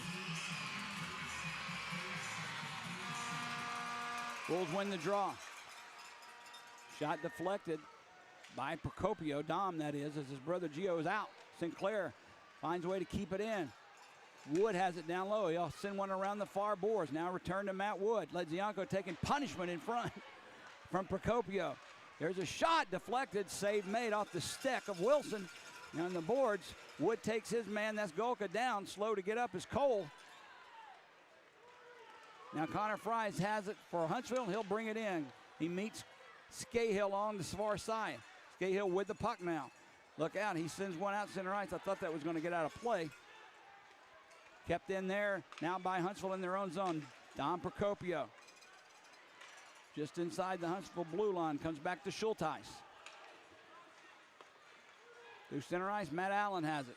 Has Alger with him, he drops it for Austin, poked away nicely by C.J. Walker, and back to center ice. Under 8 minutes to go here in the third. Bulls 5, Huntsville 3. Alger had a chance, but it poked away from him. Pizzamenti couldn't get it going as it's knocked away from him by Lindsay. Now Pizzamenti deflects it into the Huntsville zone. Zimmer will come out in his place. Pass behind Lindsay, but it gets to the defense of Ernie, and he'll set it up far side. Huntsville now through center ice. They'll call no icing. Played by the Bulls behind their own net. Furacess with the puck. Takes a big hit by Reginato, goes down. It's a clean hit. Good hit. Played by Huntsville, now out. Kessner with the puck, he'll bring it in. Gagnon back defensively. Kessner drops it back for Reginato. His shot goes wide and high into the netting, out of play. So a face-off will come up in the Bull zone with 7:03 to go now in the third.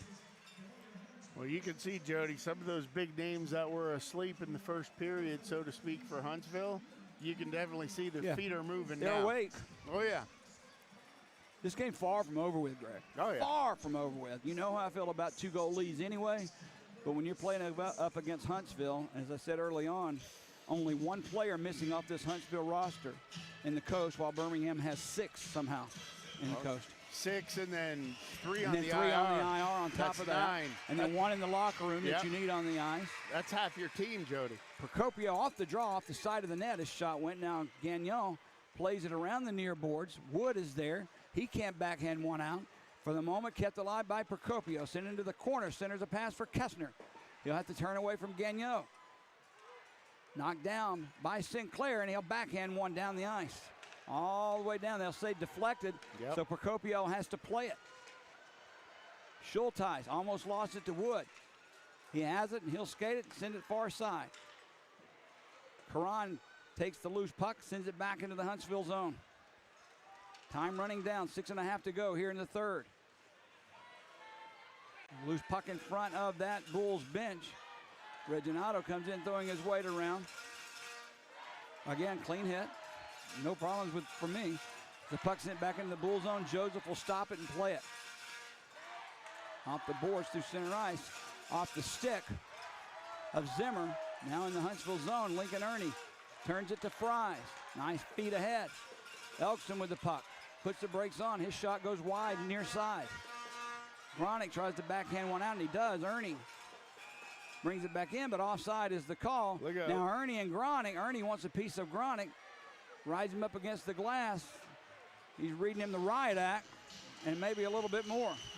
But they'll separate, go their own way. Well, Ernie didn't like something that Kyron Gronick did. But I think at this point in time, Greg, with 5:48 to go in the third, both teams are going to have to put their hatred and their dirtiness behind them, because we've got some, I don't think we've seen the last of goals in this game. Right. And one of those things where, you know, if you're Gronick, he wasn't getting near that anyway, Jody. Yeah, I know. But in his defense, I will say that is to protect a 2-goal lead. You can't give up a power play here if you're either team. So you got to swallow it and just play hockey at this point. Yep. Off the draw, Zimmer controls all the way back down behind the Bulls' net. Seth plays it far side. Going to get a lot of ice time with Wade in the locker room. Scahill backhands one in deep. Kemp plays it for Schulteis. For Lindsay. Tried to connect with Allen. Furaceth intercepts. His pass is knocked down, but Gronick turns it right back in. Schulteis plays it far side. Kemp. Deflected into the Bull zone. Stopped by Joseph. He'll leave it for his defense. Look out. Weak pass almost intercepted. Matt Wood takes it and he'll slide it far side. Birmingham sends it into the Huntsville zone. No icing. Ledzianko let it go. Plays it for Sadovsky. Sadovsky takes the shot, save made. Rebound was loose with an empty net. Nobody was at home for Birmingham. Sadovsky almost got in that neutral zone, Jody. Got his own rebound. Now Procopio gives it up far side. Nice feed for Kessner. Kessner looking for Reginato, intercepted. Birmingham finds a loose puck, takes it outside. One-handed in by Glover. Ernie going in after it. Glover as well. Squirts free for Weaver Vitale through center ice. Reginato almost lost his edge. Puck in the Huntsville zone. We're under 4.5 to go here in the third. Bulls intercept. Pass over for Zimmer, taps it in deep. Behind his net, Weaver Vitale takes the hit from behind. Huntsville skates ahead. Galloway. Steered aside by Joseph. Makes sure Galloway didn't come near him. Pizzamenti has it. Backhands one in deep. He'll come off the ice. Played by Wilson. Far side Elkston. Through center ice. Youngworth couldn't take Golka out, but Golka couldn't control the puck. Comes back to Camp. Plays down low for Fries. Golka is there. Knocked away from him by Furisev. Loose puck right in the crease. Cleared out, but not out of the zone. Schulteis has it. Far face-off circle. He takes a shot. Stick save made. Jackson Camp. For Elkston. Sends one in. Blocked by the Bulls defense. Cahill almost turned it. He goes down. No call. Behind the play. Huntsville has it behind the Bulls net. Furisev with a good job. Takes it away and clears it into the Huntsville zone. That's a big clear. Bulls need to get the line changed quick, Jody. Camp brings it right back in. Leaves it for Golka. He takes a shot. Save made by Stewart. Look out. Wraparound is there for an empty net. He couldn't get around. That was Golka. Now Wood had it deflect off him right at the Bulls' blue line. Huntsville keeps it alive. Back to get it though is Youngworth. We're under 3 minutes to go here in the third. Bulls clinging to a 2-goal lead and a much-needed win in regulation. Played behind the Huntsville net. Wilson has it. He'll drop it for his defense of Lincoln Ernie. Still in the Huntsville zone. Matt Allen has it. His pass is deflected by Pizzamenti. Huntsville having a little problem getting out of their own zone. Weaver Vitale finally gets it ahead. And here comes Lindsay at center ice. Has Allen with him, but it's poked away from Lindsay. And back to get it for Birmingham is Tracy. For Pizzamenti. Almost connecting with Walker. Huntsville takes the puck away. Into the Bulls zone. Schulteis calling for the puck. Puck goes deep though. Birmingham will try and clear. Look out. Wilson is out of the net. Birmingham, if Pizzamenti can catch up, has an empty net. Nice play by Don Procopio to poke it away from him. Bounce weird off the board. Birmingham can't keep the puck in. And an empty net for Huntsville facing them. Shot from well out at center ice. Gloved by Don Procopio. Drops it for Schulteis. Taken away by Zimmer, but right to Kessner. Sinclair with a good job at center ice. Clogging up that neutral zone, a la the New Jersey Devils of the 90s. Fries with it. They'll try it again this side off the stick of Elkston. He'll bring it into the Bulls zone. Into the corner, Karan catches up with it first. Birmingham will try and clear. Ledzianko lifts one into center ice. We're under a minute and a half to go here in the third. Off the skate of Kessner. Al sends it in. Far corner, Sinclair will catch up with it first. Back up to the point, kept alive by Huntsville. Fries down low for Reginato. Tied up along the far boards. Golka trying to muscle it free, does. He'll send it back at the point, look out. Minute to go here in this hockey game, less than a minute now. Huntsville alive, 6 attackers on 5 in the Bulls zone. Weaver Vitale with the puck. He takes a shot, blocked in front. Puck is loose right through the crease and off the skate of Reginato. Birmingham's Kip Ledzianko sends one just wide. Birmingham with a rebound. That one just wide as well on an open net. Gagnon had it. Here's another one. Score! Gagnon seals it for the Birmingham Bulls. Just hard work and effort. 2 empty net. They missed. Somehow Gagnon with the effort kept it alive. Tried to backhand one in, he missed it, and then lying prone, hits it in with the forehand stick flat on the ice. Birmingham takes a 6-3 lead. And this one, Greg, is in the books. I think so, Jody. That's just a situation there where you couldn't hit the easy one. You know what I mean? But what a second effort there by Gagnon. Gagnon has had an excellent game today. By far his best game of the year, especially in his own zone. By far. Look at this play. He's down, tried to backhand it, now he does.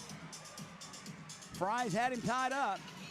Just hard work and effort by Gagnon. Saved that one in Birmingham. Up 6-3 with 32.7 seconds remaining in this hockey game. Well, definitely that kind of summed it up for the kind of day the Bulls have had, period, Jody. I thought right from the drop of the puck. All right, Britton and Reginato, or is that Elkston? It's Lindsay. All right, doesn't look like anything's going to come of it. Lindsay will skate past Britton. Gives him the stick, though. Look out. Puck sent behind the net. Wilson back in the net for Huntsville. Britton tries to chip it out. Camp keeps it alive. He takes a shot knocked down by Britton. Comes right back to Camp. 10 seconds left. Camp shot blocked by Gronick. Far side, 4 seconds. This will do it as the puck comes near side. Lindsay gets up on the puck. And the Birmingham Bulls, a very, very, very well-deserved but much-needed win on home ice in regulation. In regulation, Jody. Only the 5th regulation win of the year for Bulls. And I don't know, Greg. We've played a couple of good hockey games this year, in my opinion. Not great ones. This one may have been the most complete I've seen from a defensive as well as an offensive standpoint.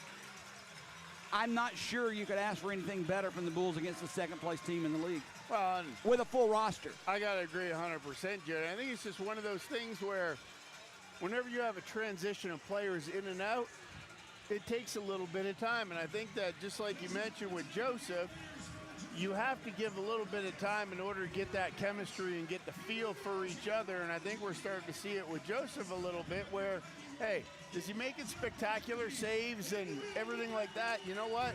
He's stopping the puck any way the kid knows how. And right now it's good enough to get his 3rd win in a row and a very important 2 points for the Bulls that pushes them into 7th place.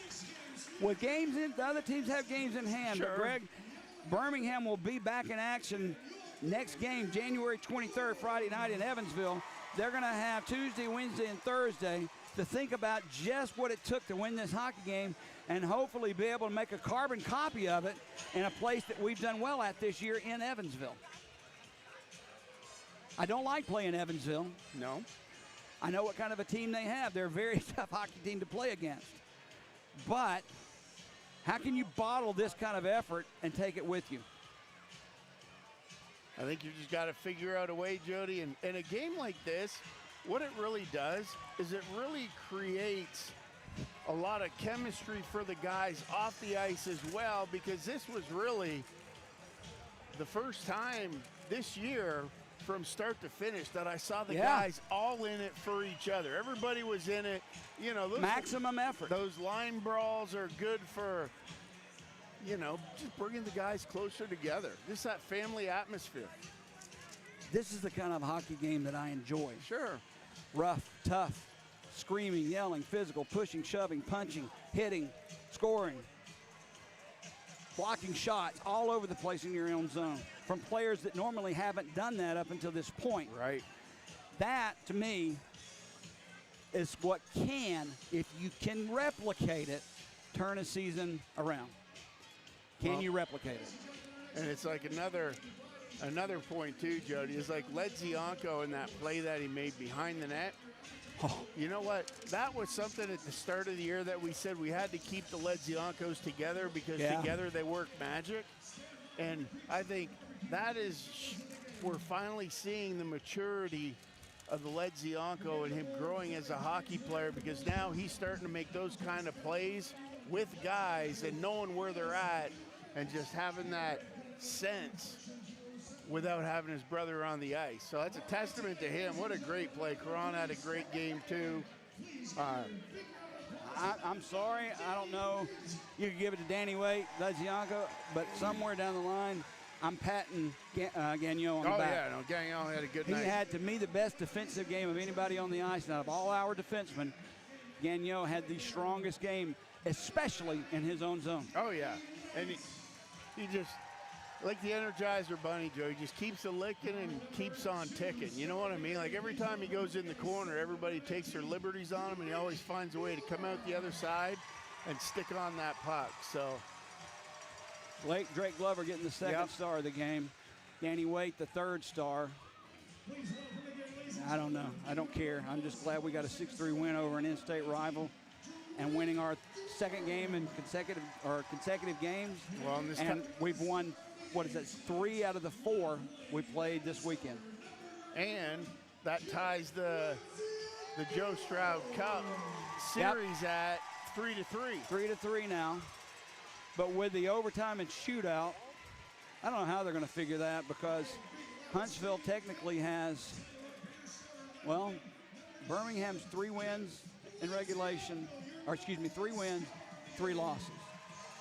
Huntsville has 3 wins, and I think 2 losses and 1 shootout loss. Something to that effect. Either way, 3 wins apiece. First 1 to 5, Jody, best of 9. Okay. This one, I'll be honest, surprised me. I wasn't sure if we could ever play like this, but I'm so happy to see it. It was so enjoyable, Greg. After the last 3 home games we had here, I didn't know really what to expect. But that was a lot of fun hockey, and that I enjoyed seeing. And the maximum effort, as I said, was there from the opening whistle to the last horn went off. And I hope they can find a way to do this from here on out. Can't agree more, Jody. Okay, that's going to do it. You got any closing words? I do not, except Okay. that the Bulls are still in the hunt, and that makes a difference. Final score from the Pelham Civic Complex, Birmingham 6, Huntsville 3. Thanks for joining us, everyone. This is Birmingham Bulls hockey.